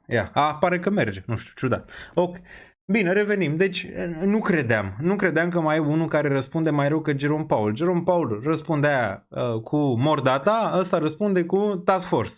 Da, bun, cred că a fost o mică întrerupere, nu știu ce s-a întâmplat. Deci ăsta răspunde cu task force. Deci ce face el? Pune niște grupulețe, da, care să lucreze pe aceste probleme individuale, ceea ce mi se pare wow, având în vedere faptul că ai deja comitetul FOMC, care comitetul FOMC asta face, da, e Fed-ul. Acum ce facem? Aducem încă câteva persoane ca aia să lucreze pe lângă? Păi de ce mai avem nevoie? Asta zic. De ce mai e nevoie de Kevin Warsh? Doar ce o să vină Kevin Warsh să ne zică de fiecare dată, la orice întrebare. Trebuie să ne uităm să vedem ce zice acest task force, acest comitet. Păi tu ești comitetul, nu știu. Acum o să zic ceva ce pare ciudat, dar Kevin Warsh e o îmbinare între Georgescu și Nicu Șordan, exact. E de bine, nu-i de bine, îți dai seama, în niciun caz, dar cam asta. Ați văzut cum răspunde, zici că era un pic prăjit. Arăta un pic, zici că era prăjit. Deci asta, n-a răspuns la inflație, a zis că inflația trebuie să ajungă la 2%, atât ne-a zis. Nu ne-a zis că inflația e mare, nu ne-a zis că inflația e mică, nu ne-a zis ce o să facă ca să ducă inflația la 2% la targetul lui Jerome Powell. Nu ne-a zis, n-a răspuns. A zis că o să facă lucrurile corect și făcând lucrurile corect, inflația o să atingă la 2%. A zis de dobânzi, suntem într-o zonă restrictivă sau nerestrictivă? Care? E restrictivă, nerestrictivă. A zis că trebuie să vadă, trebuie să consulte cu task force-ul, pe care, apropo, încă nu l-a pus. Deci încă nu e definitivat. Ok, nu este, dar jumate din comitet crede că suntem destul de restrictivi, jumate că nu, că ar trebui să ridicăm dobânda de referință. Întrebat de faptul că el n-a dat niciun răspuns pentru previziunile economice, le-a zis că n-a votat. Păi de ce ești acolo, tată? De ce ești acolo? Și l-a întrebat ăla foarte bine. Păi de ce ai lăsat pe ea să mai voteze și ei pe previziunile economice dacă tu n-ai votat? Asta zic. Alea a dat proiecțiile economice, crește dobânda, el fiind întrebat că dacă crește dobânda sau nu, a zis că nu știe. A zis că să vadă, că el n-a făcut nicio previziune economică. Păi nu, ai venit o lună, adică ai venit deja de ceva timp, ai o lună și ceva la Fed. N-ai făcut nicio previziune economică. Băi, e rău. Deci e rău. Acum, de ce cred eu că pune toată asta și colac peste pupă, hai să vă zic ce a zis Trump, că desigur. Desigur și era așteptat. Trump zice despre Fed, all right, that they held rates, whatever. Adică, ok, că au ținut dobânzile de referință la același nivel. Whatever, nu-mi pasă, plus întrebat dacă e o posibilitate să urce dobânzile, Trump răspunde, it could happen, s-ar putea întâmpla. Deci Trump, care îl bătea la capăt Jerome Powell să taie dobânda de referință în fiecare ședință și îl mototolea peste tot, acum ne zice că e ok, că au ținut dobânzile așa și că ce contează, poate să și ridice dobânzile, nu e problemă. Mamă, deci e incredibil asta, ăștia sunt toți bipolari sau cel puțin asta vor să facă, să fie bipolari, nu știu. Există poate o bipolaritate, o fi o boală de asta care să ia, habar n-am, o vedem din ce în ce mai des la liderii politici, una zic alta, altă fac mâine, una zic alta, uită ce au zis ieri, alaltă, uite, o fi o boală, bă, sperăm să nu o luăm și noi, să avem bipolaritate de asta, câteodată că poate, nu știu, e bine, nu-i bine, asta zic, deci Trump care până acum zicea să se taie dobânda, Jerome Powell e un nesimțit, acum vine și zice it could happen. S-ar putea să mărească dobânda de referință. Păi cum? N-ai zis că o scade? N-ai zis că trebuie să o tai? Bun, vrea să manipuleze piețele financiare. Acum, în legătură cu task force-ul ăsta, de ce îl pune? De ce pune task force-urile astea, în mare parte? Unu, să aibă pe cine da vina, în caz că se întâmplă ceva și o să se întâmple la un moment dat, având în vedere ce se întâmplă în momentul ăsta. Pică și Bitcoin. A urcat pe ședința FED. Ne uităm imediat. Dar clar că vor să aibă decizii mai rapide. Ce înseamnă asta? Dacă Trump face o nefăcută și peste 2 săptămâni au ei niște date de la task force-urile alea că inflația ar pica, taie dobânda.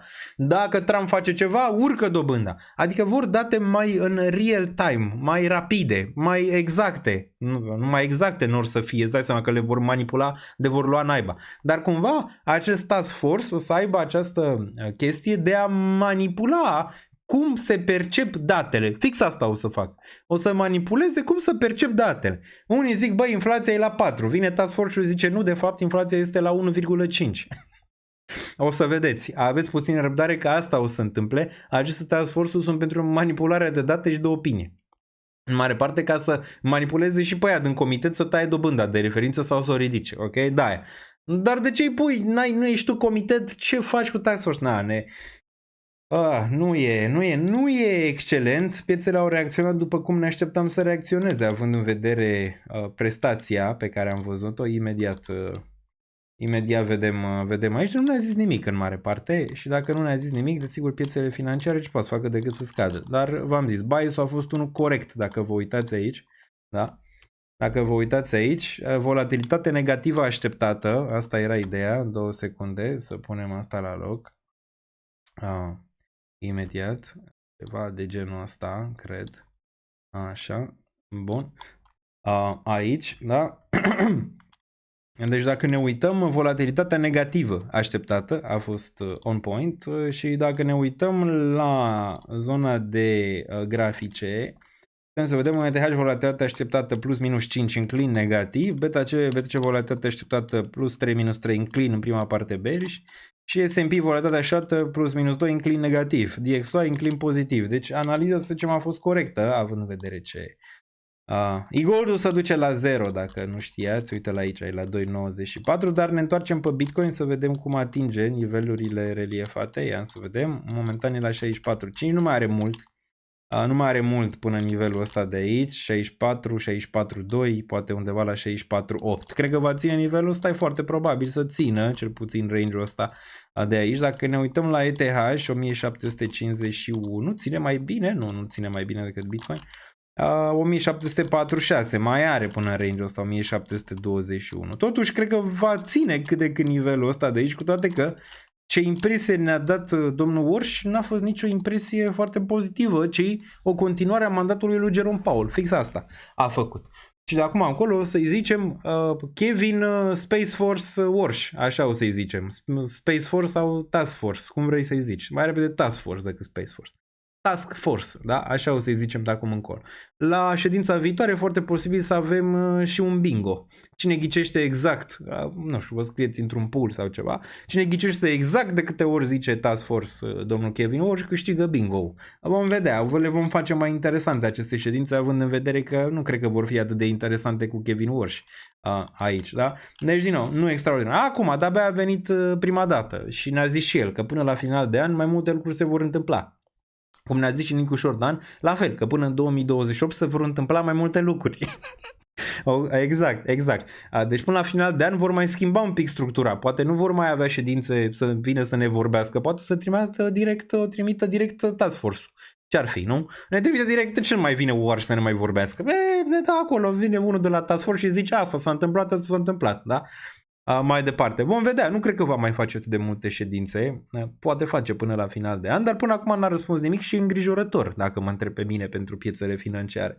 La ce a răspuns momentan Kevin Walsh. Acum vom vedea, zic că să mai întrunesc o dată în luna viitoare, nu? Ar trebui să fie.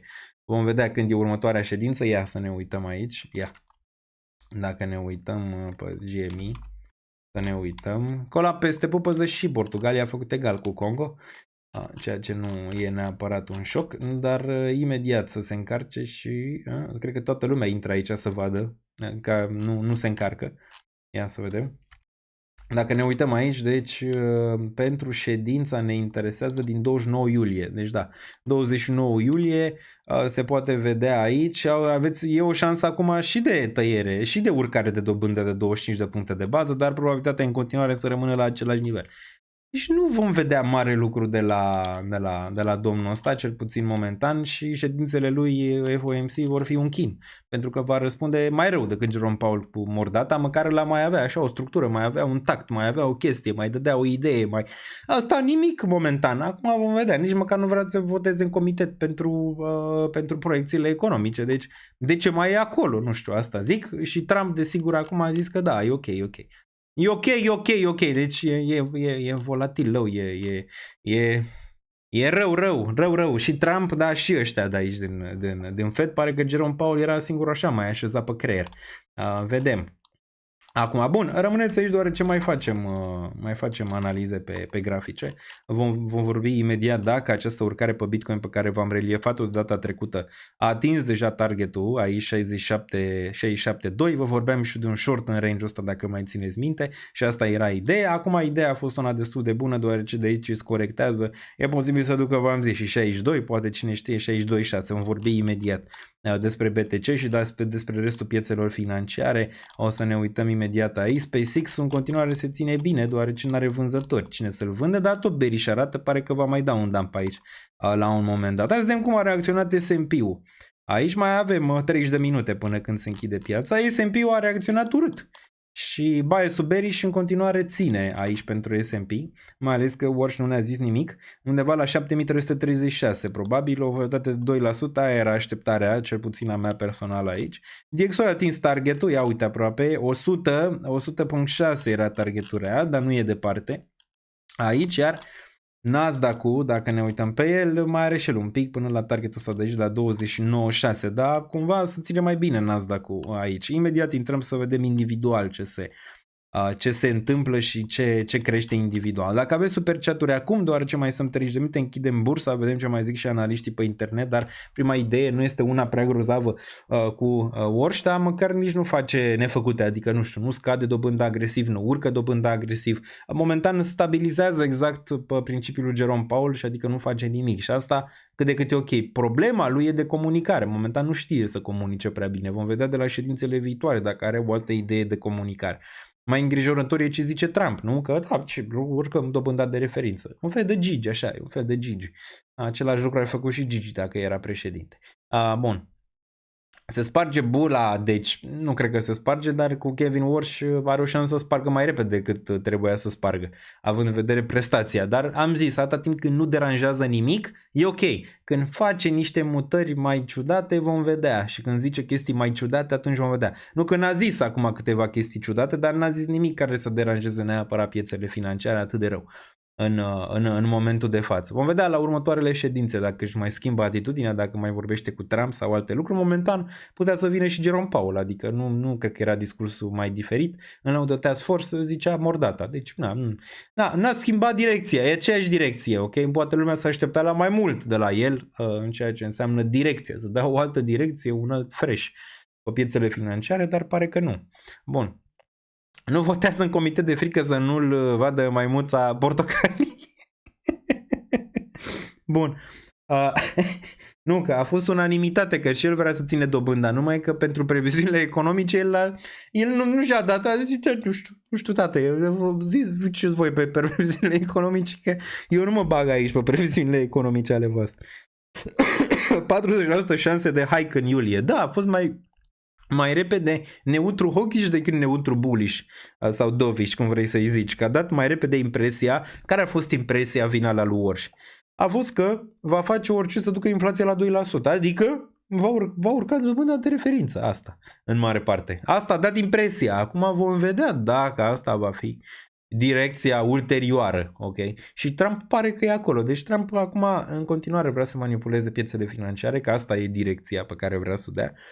S-a luat de Jerome Powell, acum nici nu știm dacă cearta dintre ei a fost una reală sau nu, cu toate că l-au dat în judecată pe Jerome Powell. Sau doar așa de de ochii lumii, vom vedea în perioada viitoare. Dar asta e politica, tot își dau mâna unii cu alții. Okay. Apropo de politică, acum v-ați dat seama că a fost o alegere bună să nu mă implic în decizia voastră la votul de anul trecut și că ideea mea despre politica românească a fost foarte corectă și foarte argumentată, chiar dacă mulți m-au înjurat. Acum, desigur, după acest ciclu de politic, ca să-i zicem așa, să sperăm că mulți au învățat câteva chestii din ce s-a întâmplat în ultimii ani în politica românească, da? Și să nu mai aibă, să zicem, părți, idei atât, să zicem, de clare în legătură cu o persoană și asta, deoarece asta este politica. Politica întotdeauna te dai cu aia, faci cu aia, faci invers, câteodată te schimbi, devii bipolar, asta e politica în mare parte și asta s-a dovedit în mare. Și de-aia a fost foarte bine că eu personal am zis, mi-anulez votul pentru că n-am avut o opțiune între Nicușor Dan și celălalt domn stimabil, amândoi sunt domn stimabil, Simion, așa, și v-am zis, și dacă eu mi-aș anula votul, de ce v-aș fi spus vouă cu cine să votați? Că vin rușii, n-au venit rușii, pare că n-au venit până la urmă, să caută în continuare dosarul cu rușii și nu se găsește nici acum dosarul cu rușii. Bun. Bun, Daniel, Hyperliquid, acțiune pur, se va lista pe Russell Index 2000 și 3000 pe 26 și 29. Ce părere ai? De obicei, aceste momente sunt de lichiditate, ieșire de lichiditate din ceva. Adică mulți investitori așteaptă momentele astea pentru a vinde și nu cred că va fi diferit nici data asta pentru pur. Acum pur merge foarte aproape de prețul Hyperliquid. Le vom discuta și le vom analiza imediat aici pe toate și le vom vedea. Bun. Pur ăsta, nu? De asta ziceai. Da, n-arată prea bine. Hyperliquid a mers înapoi în range-urile astea, pur nu. Cumva ți dă slăbiciune mai mare decât spot Hyperliquid. Ar putea să întoarcă lejer în regiunile astea de aici. De obicei, momentele astea când se listează în Russell sau în index de genul ăsta, de obicei un exit liquidity acolo mai repede decât orice. Piața bursieră n-a dat prea bine aici la ce a zis Warsh, dar vom vedea. Nu cred că impactul a fost chiar atât de mare, având în vedere că el n-a zis nimic, știi, adică pur și simplu n-a zis mare lucru, dar a dat așa o impresie un pic mai hawkish, poate, decât era așteptarea. De asta și S&P-ul corectează în regiunile astea de aici. Bun, hai să ne uităm și mergem din nou pe danielniță.ro. Facem imediat super chat-urile aici, dar ne uităm, nu s-a schimbat mare lucru decât Bitcoin s-a dus cu 65.000 și ETH pe la 1.750. O să le analizăm imediat pe grafic pe fiecare în parte. La acțiune aici un pic mai mult roșu. Hai să ne uităm la cripto, cum se tranzacționează.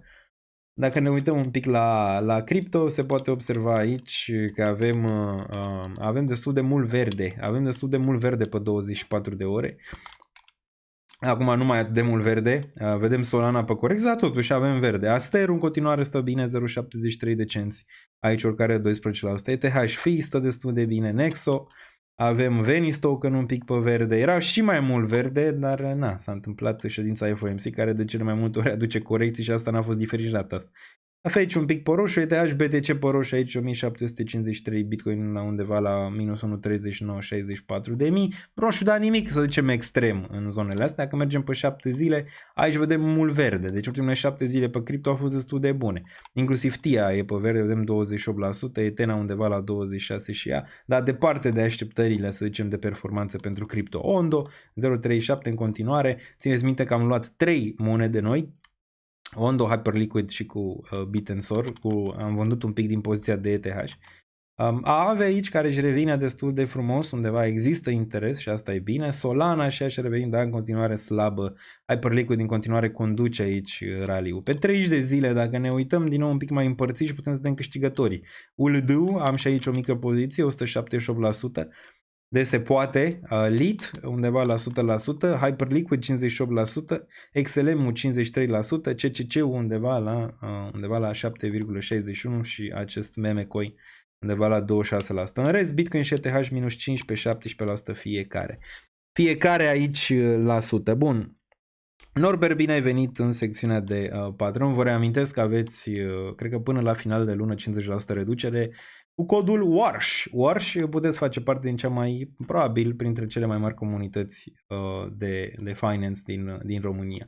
Bun, dar din nou, contentul de aici o să rămână în continuare gratis și întotdeauna am dat tot ce am putut eu gratis la nivel de conținut. Nu sunt greedy. Bun. Puteți susține, desigur, contentul. Știri. Mergem la partea de acțiuni aici să vedem ce se întâmplă. La stocks și ne uităm și pe bursa românească să vedem ce se întâmplă și aici. Aveți view și pe bursa românească, o vedeți aici, BVB. Dar întâi hai să ne uităm așa, care a fost reacția astăzi. Reacția n-a fost una bună. Google minus 2,84, Amazon minus 3,55, hai cu el sub 200 măcar pentru a poziționa și ceva aici pe Amazon. Cred că va face foarte bine pe viitor. Tesla minus 1,86, volume destul de mari pentru Tesla aici cu SpaceX. Nu știu dacă e de bine sau nu, dar având în vedere că n-a pompat peste 500 înainte de listarea IPO-ului, nu prea dă bine, probabil va corecta spre 350. Avem Micronul, Intel, care astea merg mereu împotriva trendului, semiconductorii rup aici în continuare, Microsoft-ul foarte slab și el minus 3,79, Oracle și PLTR în continuare short bias aici pe amândouă, PLTR probabil se va transforma sub 100 mai devreme sau mai târziu, mai devreme probabil decât mai târziu. Avem și zona de consum aici destul de slabă, plus și zona de petrol cu Chevron și ExxonMobil. Asta erau normal să fie slabe, având în vedere faptul că e aproape de o semnare, acum nu știm. E un pic de reglat. Trump nu știm neapărat dacă se va semna sau nu, că una zice acum semnează, peste 5 minute zice că dacă nu semnează îi nenorocește și îi face praf pe iranieni, deci nu mai știi ce și cum.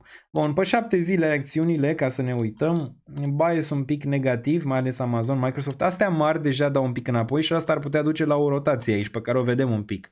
Avem ieșire din Amazon, din Microsoft, vedem rotație din nou spre semiconductori, spre bănci, aici, rotație destul de bună pentru sistemul bancar, dobânzile, dacă urcă pentru ele, pozitiv, Goldman Sachs, Morgan Stanley, JP Morgan, aici și slab pentru healthcare pe ultimele 7 zile. Pe BVB, hai să vedem cum stă situația.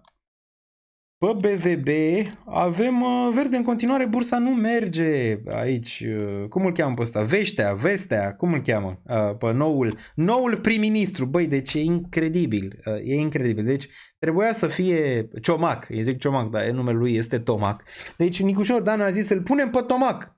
Și pe urmă, Tomac s-a dus pe la toate televiziunile și a zis, da, ăsta este guvernul meu, ăsta sunt eu, s-a prezentat pe la Digi, pe la Antena 3, pe la toți băieții s-a dus, a făcut turul.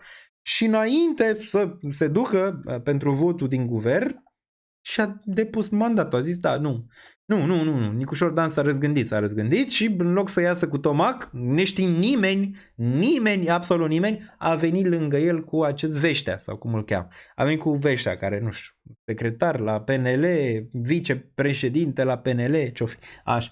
Și a zis că nu, de fapt ăsta este, ăsta și-a predat mandatul, că, nu știu, n-a avut susținere suficientă, ăsta este cel care va fi prim-ministru. Bun, și acum face și ăsta turul televiziunilor. După ce, desigur, și Bolojan a făcut turul televiziunilor, dar Bolojan măcar a ajuns la o destinație. A fost prim-ministru. Se duce și Veștea asta, se duce și face și el turul televiziunilor. Ăștia sunt băieții cu care eu vreau să lucrez mai departe. Unul dintre ei a avut și probleme penale. Așa, ăștia sunt băieții. Deci ăștia sunt băieții cu care vreau să lucrez. Trece.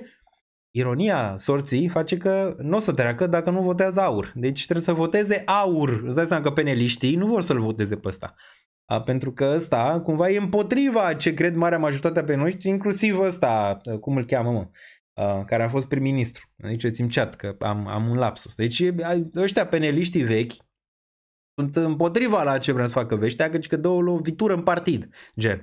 Băi, deci suntem în România, e foarte rău, pentru că o să fim downgradați la, desigur, junk.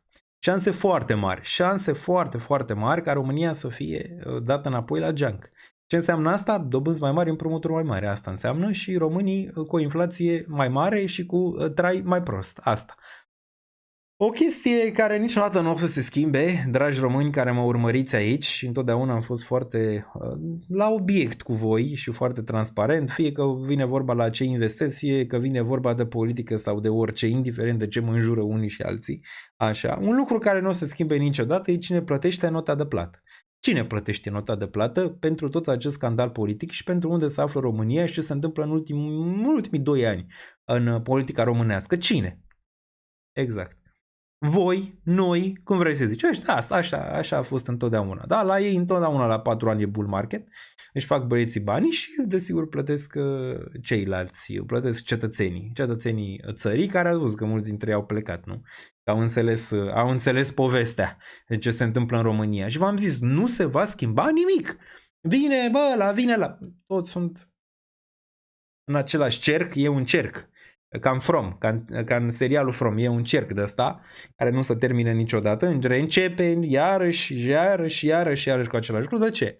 Păi e sistemul, de fapt, asta e ăla. Până când nu se duce de acolo treaba, nu se schimbe nimic în România la nivel de cum merg lucrurile, plus că cetățenii României pare că sunt foarte împăcați cu ce se întâmplă, deci e ok, pare că e ok, nu? Pare că e ok. Cu 11% inflație, cea mai mare din Uniunea Europeană, cu prețuri mai mari decât în Spania și Olanda, e ok. Dacă e ok, e ok. Asta zic, dacă e ok.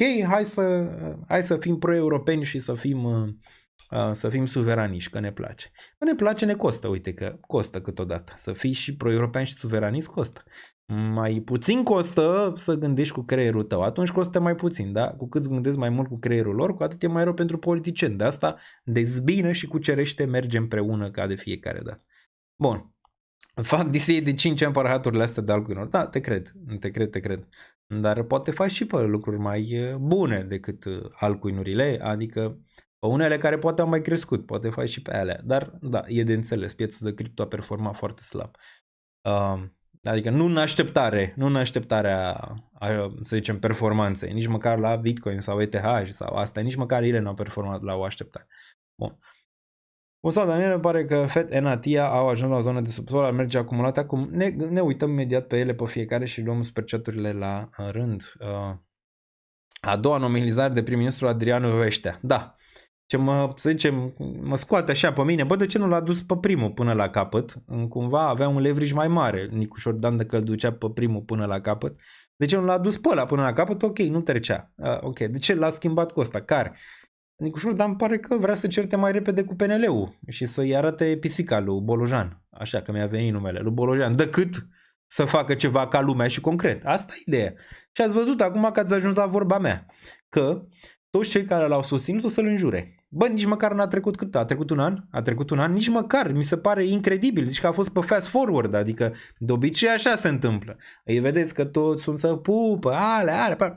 Deodată vine CTP-ul și zice, Nicușor Dan, o discuție între doi proști. Ok, da. Așa este. Pe toată poate ne merităm soarta, dar na. Sincer, nu dau 2 bani că sunt român. Băi, eu sunt adică mie îmi place și sunt mândru că sunt român, așa cum e țara. Eu întotdeauna am încercat cât am putut eu și pe live-urile astea și în general și cu orice. Am încercat să dau cât am putut și la nivel financiar și la politică și la tot. Am încercat cât de mult am putut eu și sunt mândru că sunt român și asta nu se schimbe niciodată. Nu știu, că să-i zic unuia, băi, eu nu sunt român sau ceva. Sunt mândru, să zicem, de leadership românesc? Nu, absolut deloc. E vai mama lui și asta am zis de atâta timp. Dar asta e și o chestie pentru că ciclurile se repetă similar. Nu se bagă bani în educație, nu se bagă bani în investiții, în infrastructură, nu se bagă bani în toate astea. De asta suntem praf și la politică, de asta suntem praf și la fotbal, de asta suntem praf la tot. Pentru că nu se bagă banii unde trebuie, ci banii respectivi se sifonează în alte direcții. Asta e realitatea, ok? Situației. Și nu poate să se schimbe, știu că m-au înjurat din nou, nu poate să se schimbe până când nu e un reset. Îmi pare rău, dar asta e adevărul. Asta e adevărul. Trebuie să se întâmple ca la piața de cripto. Reset, rupere, spargere, bam și apoi în cenușă reiese România. Dar dacă e un slow bleed, piața de cripto și România, cel puțin în ciclul ăsta, cam similar. E un slow bleed, adică e slow, încet. Îți mai bagă cuțit. Bă, dar nu odată, știi? Nu, e așa, încet. Asta e nasol în ceea ce înseamnă, că n-ai un reset. Cu toate că poporul a dorit resetul ăla, așa cum a fost el. S-a dorit, dar na. Ne uităm și pe RON. Euro, uite aici. Euroron. Danielniță.ro, aveți aici tot ce aveți nevoie, știri în timp real, dashboard-uri, profil de risc, aveți tot, vlog, consultanță, update-uri săptămânale, gratis, le găsiți aici pe toate, pulsul pieței pe care o fac în fiecare. Le găsiți pe toate aici într-un singur loc, ok? L-aveți și pe telefon, puteți să-l puneți pe telefon, dacă intrați pe web, pe telefon, pe Safari, pe ce aveți voi, dați share și adăugați pe home screen și o să vă apară și pe ecranul principal, pe telefon, da. Dacă ne uităm aici 5.23, când mă luam de Nicușor Dan pe bune, adică pe bune, primul red flag cu Nicușor Dan, au fost mai multe, dar eu le-am reliefat de fiecare dată și la Georgescu am reliefat red flag-urile care nu mi-au plăcut, am reliefat și la domnul ăsta Simion, dar și la Nicușor Dan. Nicușor Dan a fost mai în prim plan pentru că el a câștigat. Ce nu mi-a plăcut și el a fost primul red flag și a arătat un pic caracterul, e ce a făcut atunci, în momentul în care a dat scris că nu crește TVA-ul. Na. Ăla a fost primul moment, să zicem, în care mulți și-au pus întrebări. Asta e așa că nu e așa. Stai așa că nu e așa cum credem noi. Și dacă cineva, nu știu, e matematician, nu înseamnă neapărat că e un bun lider, în niciun caz. Okay? Nu înseamnă că Nicușor e prost, nu e. Da? Pur și simplu e o diferență în a fi lider și a fi câteodată deștept. Poți să fii deștept și lider, da, poți să fii deștept și nelider, ok? Și v-am zis ce nu, băi, la el e, nu știe geopolitică, adică nu, îmi pare rău, dar poate știu eu mai mult geopolitică decât el sau n-arată că știe geopolitică. Băi, ai nevoie să știi geopolitică ca președinte. N-ai cum să nu știi geopolitică. El nu vorbește niciodată de conflicte, nu vorbește niciodată de ce se întâmplă în extern, nu vorbește niciodată, nu știu, real, adică pe niște chestii reale, să ne spună, dragi români, asta, bă, nu știu, fie nu știe, fie nu vrea să intre în astea, fie habar n-am, nu știu, e. Dar o altă chestie, crește euro. Păi uite euro, uite, n-au venit rușii și euro e la 5,23. Și tot n-au venit rușii, adică și tot la 5,23. USD-RON 4,51. Aici, da, indicele BET crește. Doar ăștia care au investit în bursă fac bani. Restul populației moare de foame. Asta e și muncește dimineața până seara, de la 9 la 6. Sau de la 8 la 6 sau de la 8 la 8 în alte cazuri. Sau mulți au plecat până afara țării și muncesc până afara țării, că nu pot să muncească în România. Da? Bun, 5,23 euro. Păi e bine? Nu e bine absolut deloc.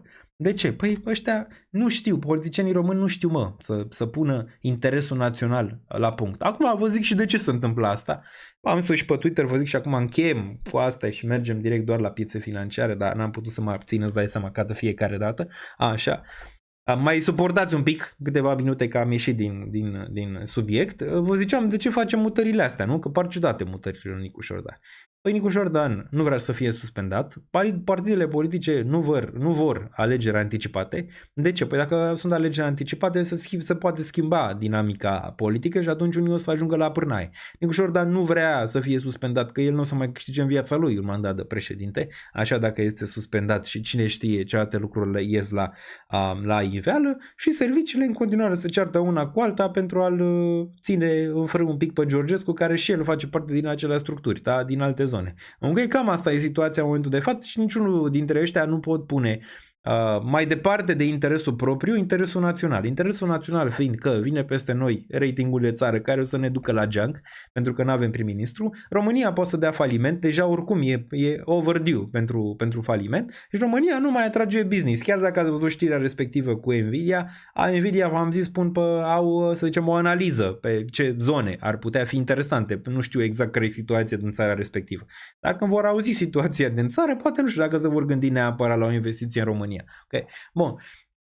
Dar da, asta e situația și dacă ăștia nu dau la o parte interesul politic propriu, să fie foarte rău. Și nu cred că se va termina bine în niciun caz.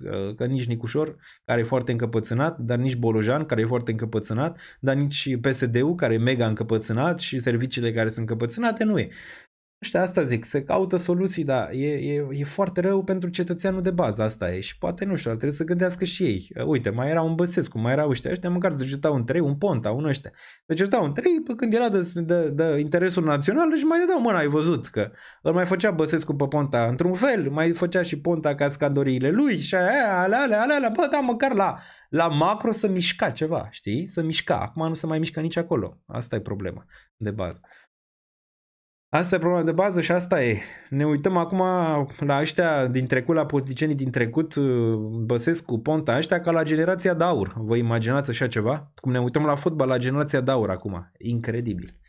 Incredibil, incredibil. Și oameni sunt care pot salva România, numai că nu pot ajunge acolo, că e căpușat sistemul, n-ai cum. N-ai cum. Oricine ar veni, să zicem, din afară, în momentul de față, n-are cum. Până când nu se prăbușește, n-are cum. N-are cum, orice. N-are. Au deja sistemele făcute, chestii, n-ai cum să intri acolo, în niciun caz. Bun. Bun. Mergem la ale noastre, gata, am terminat partea politică, v-a plăcut, nu v-a plăcut, întotdeauna același Daniel Niță cu coloana vertebrală ca de fiecare dată în legătură cu lucrurile care se întâmplă.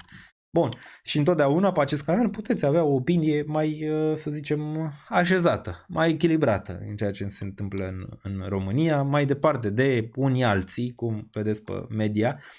V-am mai explicat și media și toate astea ce sunt de fapt. Bun, hai să mergem aici să ne uităm cum arată piața bursieră din nou. Corecție, dar nu prea mare, se poate vedea. Continuă aici corecția pe piața bursieră undeva la minus 1,2.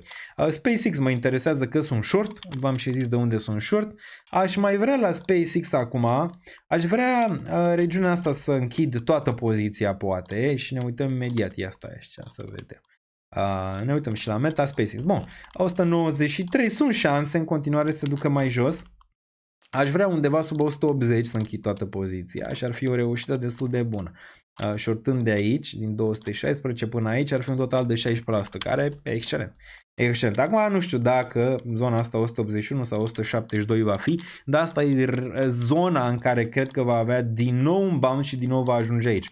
Când va ajunge aici, din nou mă voi gândi la un short peste 226, 230 până în 250. Astea sunt nivelurile pe care le-aș vrea în mare. Acum la longuri, nu știu, poate regiunea asta ar fi interesantă sub 180, 172 ar fi interesant. Mai are un gap aici la 162, se poate vedea. Astea ar fi zonele, să zicem, pentru long. Da, mai repede îmi place short-ul, după cum ați observat și pe petrol, dar și pe SpaceX aici mi-a făcut un randament destul de bun. Okay. Bun, și e ok, având în vedere și asta nu neapărat recomand, dar asta vă zic și vouă, țineți departe, ca tranzacționați și cu 1000 de dolari și cu 100. Țineți, mai bine faceți câteva zeci de dolari decât să fiți lichidați de poziția respectivă. Okay? Mai bine un 1x leverage și un fel de spot în mare parte, că și cu 1x leverage puteți fi lichidați dacă ăsta urcă la 200, la 400 de dolari. Ok. Așa, dar aveți range mai mare. Pentru începători e perfect. Intri în poziție, o vezi cum oscilează, crește, scade. Mergi în lateral, vezi sentimentul, mai închizi din poziție dacă ai în profit, mai lași restul, ok? O poți duce mai bine, dar na, să fi luat short la 200 și să ducea la 228 de aici, la zicem că luai short la 200, deci ai 203.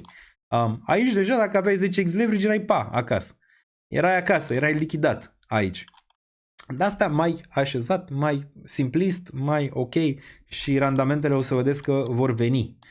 În ceea ce înseamnă tranzacționarea. Okay. Bun, hai să facem super chat-urile și apoi mergem direct la Bitcoin, ETH și toate cele analizăm în detaliu, doar ce 10 minute începe și meciul și na, lumea probabil vrea să facă și altceva după ce am văzut ședința lui Orș. Bun, Daniel San, bine ai venit în categoria membrilor, puteți fi și membri, aveți videouri pe care le puteți debloca. Bun, cum explici că s-au pierdut și timp și bani? Cum explici că s-au pierdut și timp și bani? Nu știu la ce te referi exact. La ce? La cripto, la investiții, la ce exact te referi, Diusi? Dacă te referi la investițiile în criptomonede, au fost și performanțe în ceea ce înseamnă cripto. Aici, timp întotdeauna trebuie, cu cât timp, să zicem, petreci în piețele financiare, cu atât ai mai mari șanse să faci profitabilitate. Dar trebuie să rămâi în picioare pe perioadele de genul ăsta. Dacă ai doar o singură investiție, ai un risc mare, trebuie să o împarți în 2-3 zone, okay, pentru a o echilibra. Poți să faci o analiză asteroid Shiba, mascota lui SpaceX e pe Ethereum, eu cred că va avea aceeași parcurs ca PP2 și Shiba. Interesant, nu știu, n-am văzut un 10x profit. Am 10x profit, nu vreau să vând, e la 40 de milioane market cap. Dacă nu vrei să vinzi, probabil e momentul să vinzi. Dar ne uităm, nu știu unde o găsesc. Asteroid Shiba. Apoi analiză pe asteroid Shiba. Așa o cheamă, sigur e mascota, nu știu, eu ți-o analizez dacă o găsesc. Asteroid. Unde e? Shiba. Așa. Asteroid Shiba, uite aici. deja a picat, după cum poți să observi. Ok, cred că poate ai luat, nu știu, pe aici, sau habar n-am pe unde, dacă ăsta e asteroid. Dacă ăsta e asteroidul probabil va avea coleziune. Va avea coleziune directă cu Pământul, care e undeva pe aici la un moment dat. Deci mare grijă, aș marca ceva. Nu știu pe unde ai intrat, dacă ai intrat pe aici, foarte bine pentru tine. Dar aș marca ceva profit. Măcar 50% din poziția asta. Dacă pică sub 00032 s-a dus, papa, la revedere. Deja oricum sunt multe red flag-uri aici în ceea ce înseamnă această monedă. Deci s-a stat aici în lateral o perioadă lungă, ți-a făcut o corecție, de obicei acum mai poți să fac același lucru pentru a putea continua mai jos. Bearish, dar din nou n-aș vinde tot dacă aș avea 10x, dar 50% și papa, la revedere. Când crezi că nu vrei să vinzi, ăla-i momentul. Când zici, uite, exact, psihologia pieței, uite aici. Deci ai zis așa, ai zis, cred că va avea aceeași parcurs ca PP2. Eu am 10x profit și nu vreau să vând. E la 40 de milioane market cap.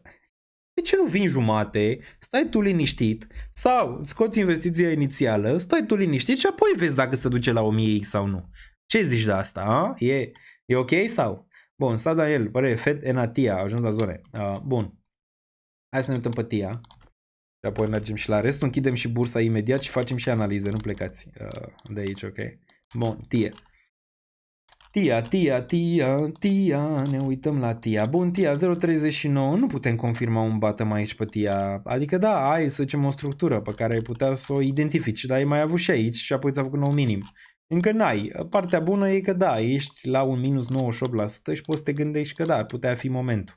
Dar ține neapărat de TIA? Nu, ține ce se va întâmpla cu Bitcoin în perioada viitoare. Aici. Bun, TIA are ceva volume în sfârșit, dar cred că măcar va încerca să retesteze low-urile astea încă o dată. Interesant ar fi să țină câteva luni range-ul ăsta între 65 și 30 de cenți și atunci putem vorbi de un bottom aici pe TIA. Cum arată indicatorii? Arată că da, ar putea ieși din zona asta și în sfârșit să vezi o zonă superioară. Cred că o vom vedea la un moment dat pentru TIA. Ideea nu ești încă, să zicem, la un range de breakout în range-urile astea, ci mai rapid un range lateral. În continuare în ceea ce înseamnă TIA. Bullish peste 0.62 și atunci putem vorbi de bottom pe TIA. Aici. Spargem nivelul ăsta cu volum, că asta trebuie să vezi. Spargem nivelul ăsta cu volum, retest și atunci putem vorbi bottom, target 2. Target 2, target 3, target 4, nivelurile astea de aici. Dar până atunci, da, ai volume, dar în continuare nu miști. La fel și Fed de aici, dacă ne uităm. La fel și Fetch. Același lucru. Nu e încă ăsta ar mai putea veni să retesteze low-urile, chiar range-urile astea de aici înainte de un bottom. Da, ești într-un range de bottom, dar nu neapărat bottom. Ești în range de bottom. Aș mai acumula? Acum nu. Aștept să văd ce se întâmplă aici, în regiunea asta. Asta în continuare arată că poate ar mai vrea în continuare week-ul ăsta de aici sau range-ul ăsta înainte de bottom. Deci mai lua, nu știu, la 10 cenți pentru apoi a avea un raliu la un moment dat în regiunile de $1 plus pe el. Bun, ce mai vedem? Mai vedem ceva aici la superchaturi, imediat mă uit. Etena nu arată diferit, e același lucru. Costi. Bun, cam atât. Mergem și facem analiză 5 minute până când se închide bursa. Facem analiză aici, vedem ce zic și analiștii de la Bloomberg. Că pe mine m-ați auzit ce am crezut de această ședință. Așa, Bitcoin, ok. Bitcoin, dacă ați văzut video ăla făcut din vacanță, vă ziceam că nu se va duce aici, ci probabil va face o mutare de genul ăsta și se va îndrepta din nou spre 67.000, ceea ce a atins. Acum, problemele vin în range-urile astea de aici. Ai avut 66.000, din nou te-ai dus în 64 și n-ai ținut 67 ca suport și acum e sub 65.000. Regiunea asta de aici. Dacă ne uităm un pic pe daily, din nou ai rejectat 21 EMA-ul, virgulă. La virgulă ai rulat 21 EMA-ul rejectare. Acum am zis, ai putea retesta 62, din nou cred că va ține 63 de mii, retestare cred că va ține. Dacă te uiți pe RSI, ți-a spart trendul ăsta descendent și vine la un retest în regiunea asta. La fel și stocasticul pare un pic spre zona inferioară. MACD ți-a făcut un mic cross, dar nu știm dacă îl ține neapărat. Pentru Bitcoin pe vară, raliu, care în continuare cred că îl poate avea dacă ori nu distruge nimic de ceva aici, Ăsta e important, trebuie să nu faci recross-ul ăsta de aici, după ce l-ai făcut pe ăsta, să-l faci recross, ci să-l eviți pe MACD. Și asta ar însemna o închidere peste 65.000 și reluarea zonei de 68 ca suport. În continuare, la macro, urșii sunt în control, adică nimeni nu poate să le ia astea din macro. Adică odată ce ți-a picat sub regiunea asta de aici de 76.000, n-ai ce să comentezi, retest tehnic la 82 și acum în continuare la macro urșii sunt acolo după două volume decente de capitulare, dar nu înseamnă că nu mai retestezi regiunile astea de aici. În continuare, cred, dacă chiar retestezi range-urile astea de la 59 sau un pic sub 59, tot cred că va pune un bottom aici, un pic mai pe termen median și ulterior vei avea o mutare mai mare în range-urile astea în următoarele luni, dar poate să mai dureze ceva timp acest chop aici pentru BTC până la mutarea respectivă. Okay. Bun, asta e probabilitatea. Din nou, n-am un glob de cristal. Acum, Bitcoin la nivel de cumpărare, nu? Poate vă gândiți mulți dintre voi, care e nivelul de cumpărare pentru Bitcoin? Aici. Sub 200 moving average poți să faci caz de cumpărare pe Bitcoin pe termen lung, dar ține cont că trebuie să fie pe termen lung, pe următorii 5 ani. Oriunde sub 200 până în 31.000 ar putea să fie un nivel destul de bun. 31 în regiunea asta de aici. Dacă ăsta e un bear care se soluționează similar ca în cazurile precedente, poți să ai o capitulare până aici. Nu înseamnă că se va întâmpla neapărat. Dar dacă o ai, intervine a doua problemă, macro se strică 2027-2028, bula speculativă pe acțiuni și toate cele și atunci nici Bitcoin nu o să poată să-și revină singur în ciclu de 4 ani la all-time high. Okay? Și atunci poate să stea mai larg în regiunea de jos. Dar sub 200 până aici, dacă ești pe termen lung, adică 5 ani, e de acumulat, dacă mă întreb pe mine pe Bitcoin. Bitcoin are problema Sailor. Are problema Sailor, STRC-ul. Am mai discutat strategii. De asta altcoin trebuie să se delimiteze neapărat de Bitcoin, dar nu pot face asta până când avem o structură a pieței, pentru că uite cum arată aici. STRC-ul din nou se întoarce la 88 aici. Țineți cont că de fiecare dată când ăsta e sub 100, Sailor nu poate să strângă capital, plus pune presiune pe el să și vândă Bitcoin dacă vrea să mențină această paritate la un moment dat în timp. Nu înseamnă că se va întâmpla imediat. Dar din nou ăsta, dacă nu are un bounce aici în zilele viitoare, fie ăsta e bottom, fie ăsta se va duce rapid în zona de jos și atunci va pune presiune pe Sailor, ok? Dar Sailor e remorcă pentru Bitcoin și asta e o problemă și poate asta coincide și cu faptul că am avut acea problemă pe Binance atunci, dacă mai țineți minte, cumva astea două împreună duc la această neperformanță a zonei de criptomonede pe care o vedem în momentul de față, pentru că totul este legat de Bitcoin. Ei, nu contează că ETH vrea să aibă o altă structură, nu poate avea o altă structură pentru că a fost legată de la început de Bitcoin. Poate un Hyperliquid sau altele mai poți avea ceva diferit și BNB, dar ETH a fost legat de la început de Bitcoin și cum performează Bitcoin, ok? Bun. Deci termen scurt, ca să facem o concluzie aici, termen scurt mai jos, da, țineți ochii pe zonele astea pe care vi le zic imediat. Regiunea asta de un pic sub 63.000 de aici, undeva la 62.9 și regiunea asta de aici de 61.5, astea două zone trebuie să-ți dea un bounce cât de cât decent pentru Bitcoin și cred că va ține un retest în nivelurile respective de aici. Bullish pentru Bitcoin, dar abia poți să te gândești când îți retestează range-ul ăsta și îți reia un 68.000. Peste 68.000 poți să ai un caz real aici, ca Bitcoin în sfârșit poate să-ți ruleze înapoi la 200 moving average și peste. Da, ăla e cazul bullish, dar nu cred că vine înainte de un retest în zonele de jos, cu RSI-ul retestând regiunea asta de aici de 30. Bun, ce mai vedem? Mai vedem ceva aici pe Bitcoin. Ai dominanța care e bearish în continuare, pare că așteaptă un catalist aici important pentru a pica și mai rău, cel puțin asta îți dă impresia, ok? Să se ducă la 54 și mai jos. Acel catalist ar putea să fie acel market structure bill, acea lege pe care o fac cei din guvern, da, pentru stabilitatea pieței și lichiditatea și toate cele, dar până atunci pare că încă mai stă în regiunea asta bearish.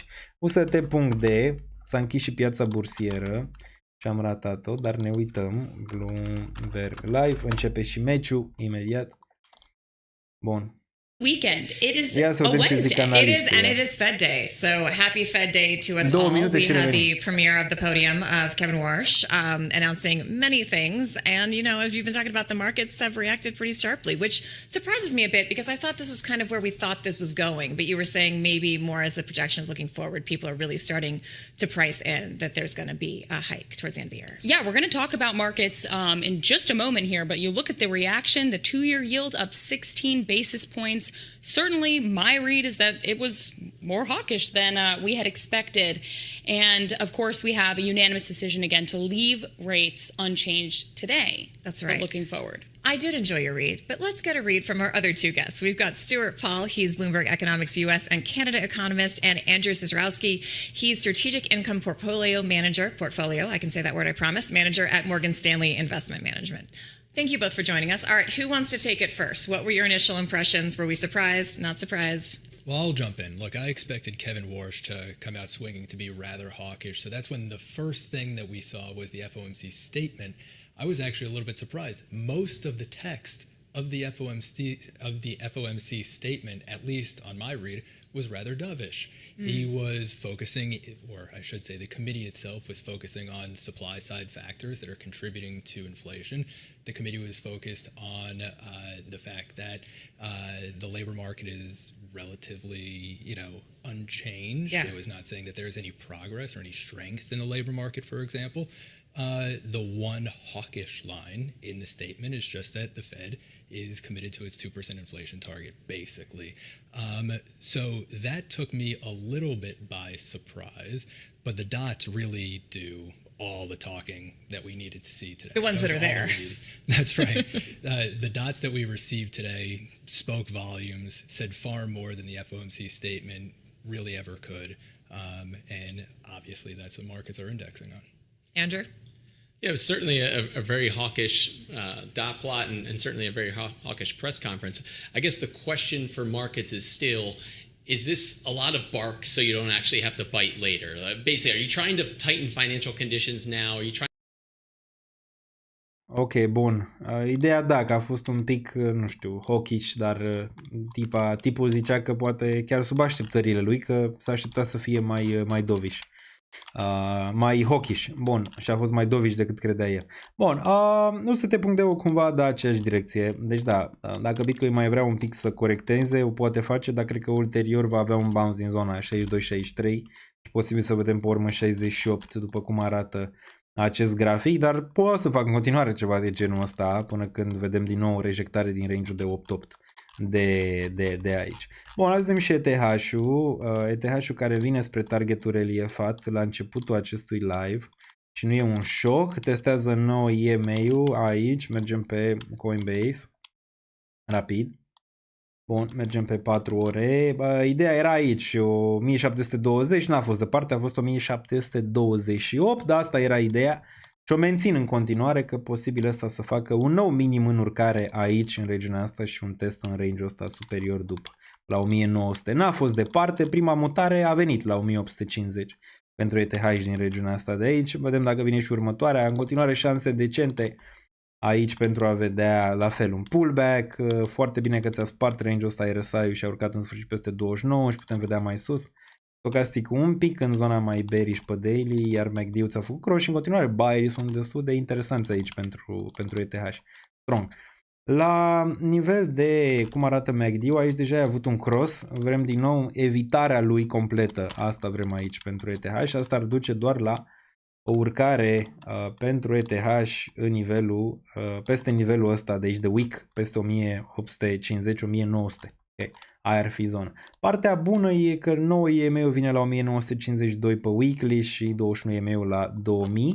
Partea și mai bună e că repeți un pic ce ai făcut în cazurile precedente la nivel de bottom structural macro. Deci dacă întrebarea e dacă e bine să cumperi ETH sub 2000, din punctul meu de vedere, da, pe termen lung. Așa, și asta am și făcut. Am mai cumpărat niște ETH la 1590. Dar uite, weak aici, bounce destul de mare, bottom macro mai sus. Weak în regiunea asta de aici, ok, retestarea lui înapoi la 4000. Weak în range-ul ăsta de aici, ulterior retestare înapoi la 4000 și aici îți dă cam același, să zicem, lucru cu același potențial de volume de capitulare similar cum ai văzut în cazurile precedente. Asta nu înseamnă că e imediată, nici aici n-a fost neapărat imediată sau aici mai poți stagna pe considerente de ce face Bitcoin. Problema pentru Ether vine sub 1612. Aici, dacă testezi sub regiunea asta, atunci da, ai următorul target 1400. Unde aș mai vrea să cumpăr? 1400, destul de clar. 1387 până în 1138 o să fie următoarea zonă, dacă dă zona respectivă. Dar din nou destul de extinsă această mutare în jos pentru mă scuzați, pentru ETH, da? Și cu volumele bune de capitulare. Aici nu prea sunt volume prea mari, după cum se poate vedea. Da, rămâne aceeași analiză că probabil va găsi un bottom aici, va încerca mai sus în primă fază, chiar dacă n-arată chiar atât de bullish momentan. ETH BTC-ul la fel, un bottom aici dacă l-ar găsi ar fi excelent până nivelul de 002, în continuare mențin aceeași direcție și pe durata verii, nu știu, iulie, august, probabil o să ai surprize pozitive și pentru Bitcoin și pentru ETH pe iulie și august. Cel puțin asta mențin în continuare, similar cum ai văzut în vara trecută, dar nu atât de agresiv cum ai văzut în vara trecută la all-time high. Improbabil. Aici. Bun, hai să ne uităm acum la ce mai pompează. ZK-ul și găsește un bottom. Aici. Asta ar fi range-ul. 001 până în 0049 pentru un bottom macro. Și apoi niște pump-uri în regiunea asta de aici. Nu renunț la ZK, cred că în continuare va avea o reacție destul de bună la un moment dat. La fel și Arbitrum aici. Mai ales că nu mai crede nimeni că se va întâmpla ceva cu Arbitrum. Cred că asta e direcția pe care Arbitrum o va vedea, cu o capitulare finală spre zona de 006-004 și apoi o reacție bună în range-urile astea de aici. Circle încă urcă un pic, înseamnă că se pregătește ceva pe Digital Assets, dacă ăsta pune un pic de bounce aici, cu toate că tot bearish arată. Nu mă grăbesc încă a-l cumpăra, cu toate că asta era o regiune. Cred că îți închide gap-ul până în 64 și poate chiar și sub nivelul ăsta. Sub 50 m-aș gândi, poate chiar și la 64. Puțin de tot aici în regiunea asta dacă ar fi, restul mai jos pentru Circle. Long term place ce văd la el, dar short term nu e prea bine, chiar bearish. Ai short term. Cu acest dublu top marcat în regiunea asta. Solana în continuare slabă. Eu zic că BTC 55k, apoi 80-90. Se poate și asta, ai nevoie de o criză de lichiditate. Din nou un scenariu de genul ăla pentru a vedea 55 înainte. O să zic un 57-58. 55 nu știu sigur dacă va atinge neapărat. Dar direcția tot cred că va fi 80-90 la un moment dat, în următoarele luni. Bun, dacă ne uităm aici la Solana în continuare slabă, dacă e ceva care zice că încă nu s-a terminat corecția pe cripto, e Solana, măcar 48 să atingă pentru un bottom aici și să încerce ceva de genul ăsta de aici din nou și pe urmă bam, poate. Asta din nou nu vă așteptați la prea mari lucruri de la Solana în următoarea perioadă, în următorul an, 2, adică nu cred că va avea mari reacții aici. Sper să mă înșel că mai am ceva Solana, dar n-am, să zicem, așteptări prea mari de la Solana. BNB-ul arată un pic mai juicy aici și ziceam, Binance vom vedea dacă și-a licența sau nu, 50-50 sunt șansele în momentul de față, dacă nu vă vor anunța înainte să se întâmple. Arbitrum nu ne zice nimic, în continuare piața cât de cât stagnantă, dar n-ai nici dumpuri extraordinare. Mai bine ne uităm aici la zona asta, Asterul care astăzi pompează și cred că asta poate să fie în sfârșit un scenariu de bottom, dar ai nevoie de mai mari aici volume. Aster, îl găsim pe Binance și pe Binance ar putea avea volume, dar nu. Ba da, uite, are un pic mai mare aici, dar același lucru se poate observa pentru Aster. Ulterior că vom vedea $1, 1,3 și dacă e bottom și pe cripto macro poți să te uiți la $2. Am dat pentru Aster. E bine, arată rounding bottom și cu ce au făcut acum, au schimbat tokenomics, nu poate să fie decât bine. Dar rămâne aceeași idee. Până când nu poate peste regiunea asta de aici, în continuare nu ești în zona de bull. 78-80 de cenți. I-am 80 de cenți ca suport și atunci probabil va închide până în 1,3 măcar aici. Nivelul ăsta. Hyperliquid 72 face mai bine decât pur, se poate vedea. Hyperliquid aici, nu știu ceva, divergențe, da, absolut. Pentru Hyperliquid, totuși și weekly-ul bun. Weekly-ul ar deveni foarte slab sub 50, atunci da, poți să te aștepți la o capitulare în 38. Dar până atunci ăsta e bine, îți reacumulează range-urile astea și la un moment dat în continuare mă aștept la 100 plus. Că de-aia am și luat aici un pic în regiunea asta, mă aștept la 100 plus.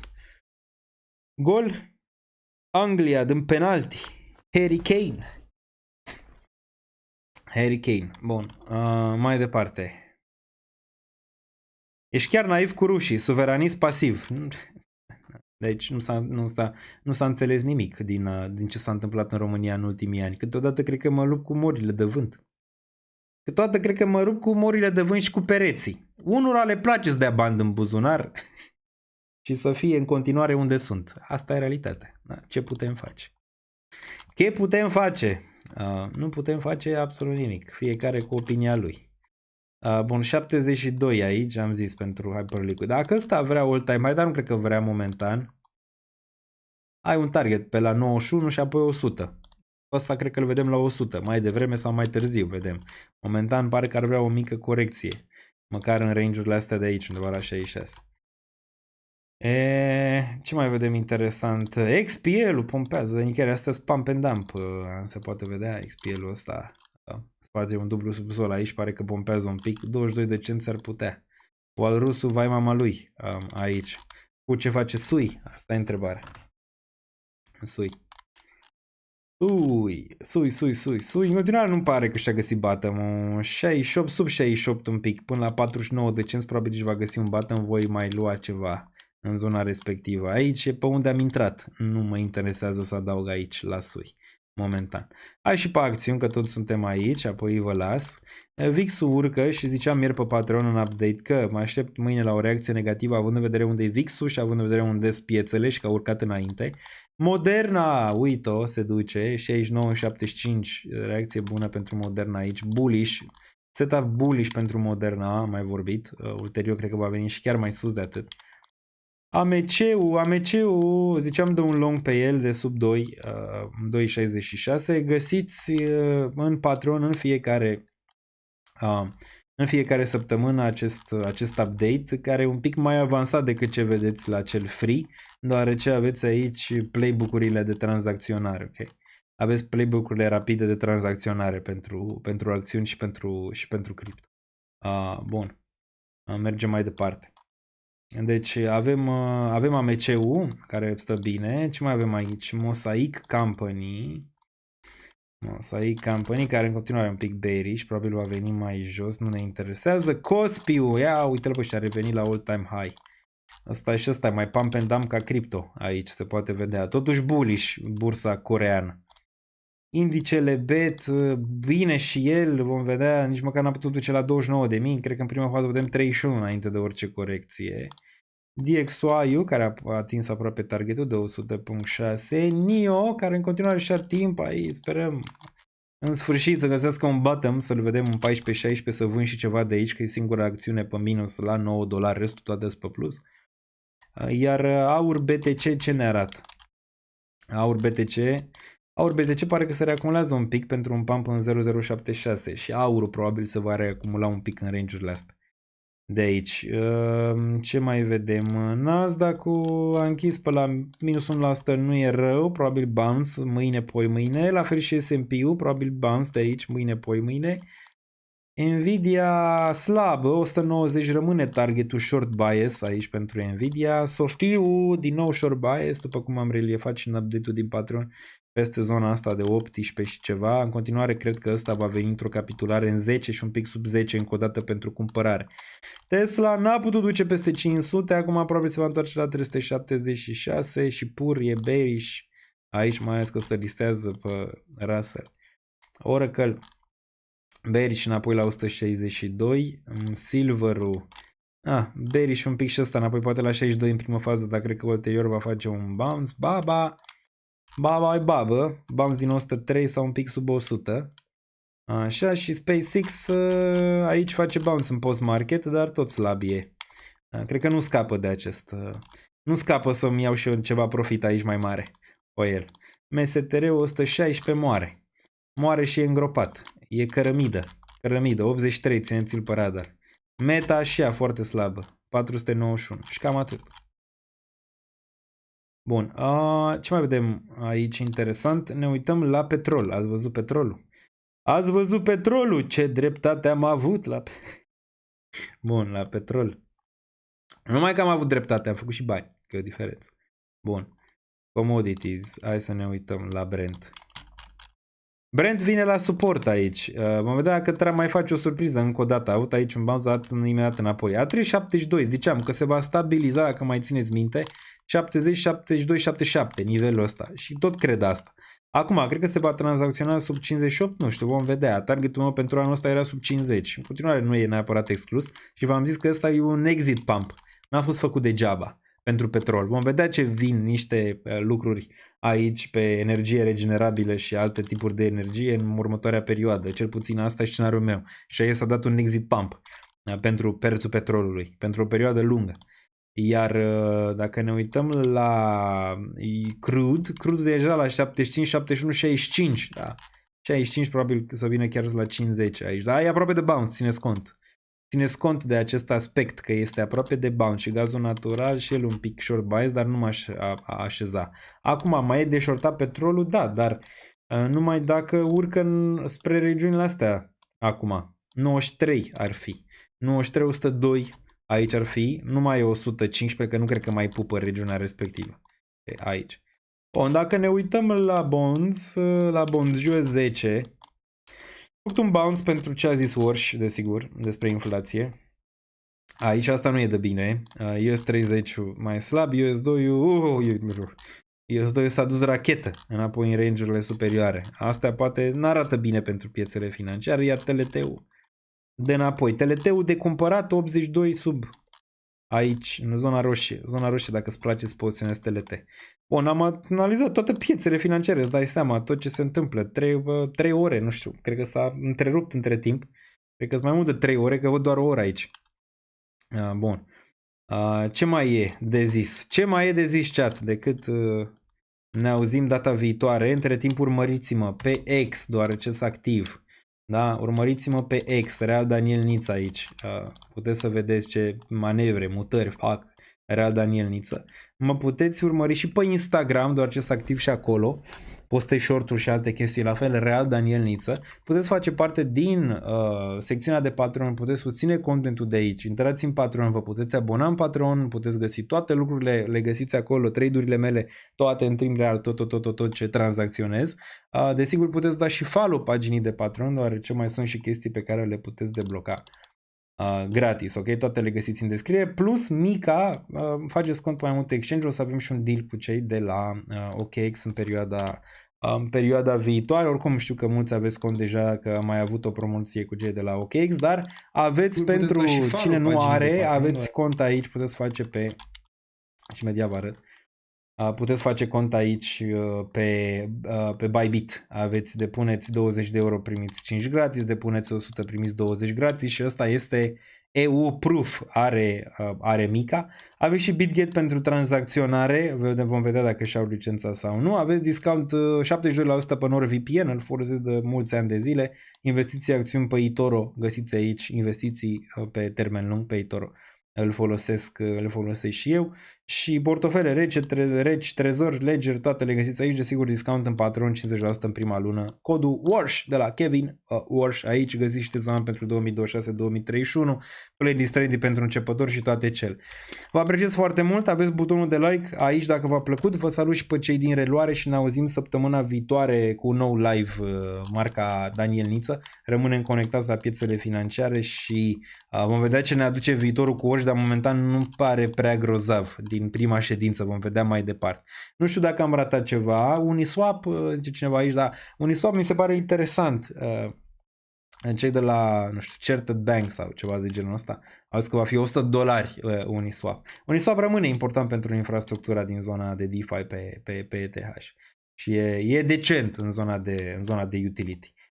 Bun, altceva, nu știu, v-am zis de SpaceX pe short, dacă ați fost pe Twitter v-am zis că îl shortez, peste 200 l-am shortat, v-am zis și în update că îl shortez, în update-ul de luni l-am shortat. Am făcut și prezentarea frumoasă, nu știu ce am mai putea discuta aici pentru că am discutat de toate lucrurile importante, poate la știri, poate am văzut ceva. Poate n-am văzut ceva aici la știri, am vorbit și despre Nvidia și România și despre Binance, vom vedea în perioada viitoare, vă țin la curent, dați-mi follow, dați follow și la cripto aici, deoarece vă postează știri în timp real sau intrați pe danielniță.ro la secțiunea știri. Uite, BlackRock lansează un ETF Bitcoin care vizează randamente până la 25% pe an. PESA ia cursorul aici, compania Cursor, și altceva, nu știu dacă mai e ceva ce am mai ratat la nivel de știri. Asta, AMD-ul tocmai a lansat ceea ce unii numesc cel mai mare atac asupra dominanței Nvidia. Da, e posibil, dar nu aș zice neapărat că e știrea chiar atât de reală aici și nu e în continuare ceva ce Nvidia ar putea să fie șocată, dar în viitor se poate, da, concurența crește pentru Nvidia. Dar le puteți găsi aici în timp real și sunt importante, mai ales dacă activați în timp real în piețele financiare. Okay. Le puteți găsi aici, uite, Anthropic suspendă accesul global la cel mai avansat model de inteligență artificială. Vor să-l folosească doar ei. Asta e. Vor să-l folosească doar ei și, desigur, inflația în România atinge 11% și românului îi place că inflația este 11%. Vreodată când mă întorc în România, și o să fac asta în perioada viitoare, prețurile sunt mai scumpe și sunt din ce în ce mai șocat și din ce în ce mai șocat. Bun. Nu e rău nimic a fi suveranist, n-am zis eu că e ceva rău. Fiecare poate să fie ce vrea, numai că te costă. Să fii orice te costă, în general. Te costă. Cel mai bine e să fii și suveranist sau și pro-european, dar să și gândești cu creierul tău. Ăsta e cel mai bine. N-a zis nimeni să nu fii suveranist sau pro-european. Nu e o problemă aici. Problema e să fii doar la un pol extremist. Adică să nu vezi și altceva în afară de aia. Și când al tău greșește, să-l ții doar în puf. Asta e chestia și să ai o idee mai așezată despre cum merge politica. Ok, asta. Bun. Ne auzim următorul. Stay safe, much love.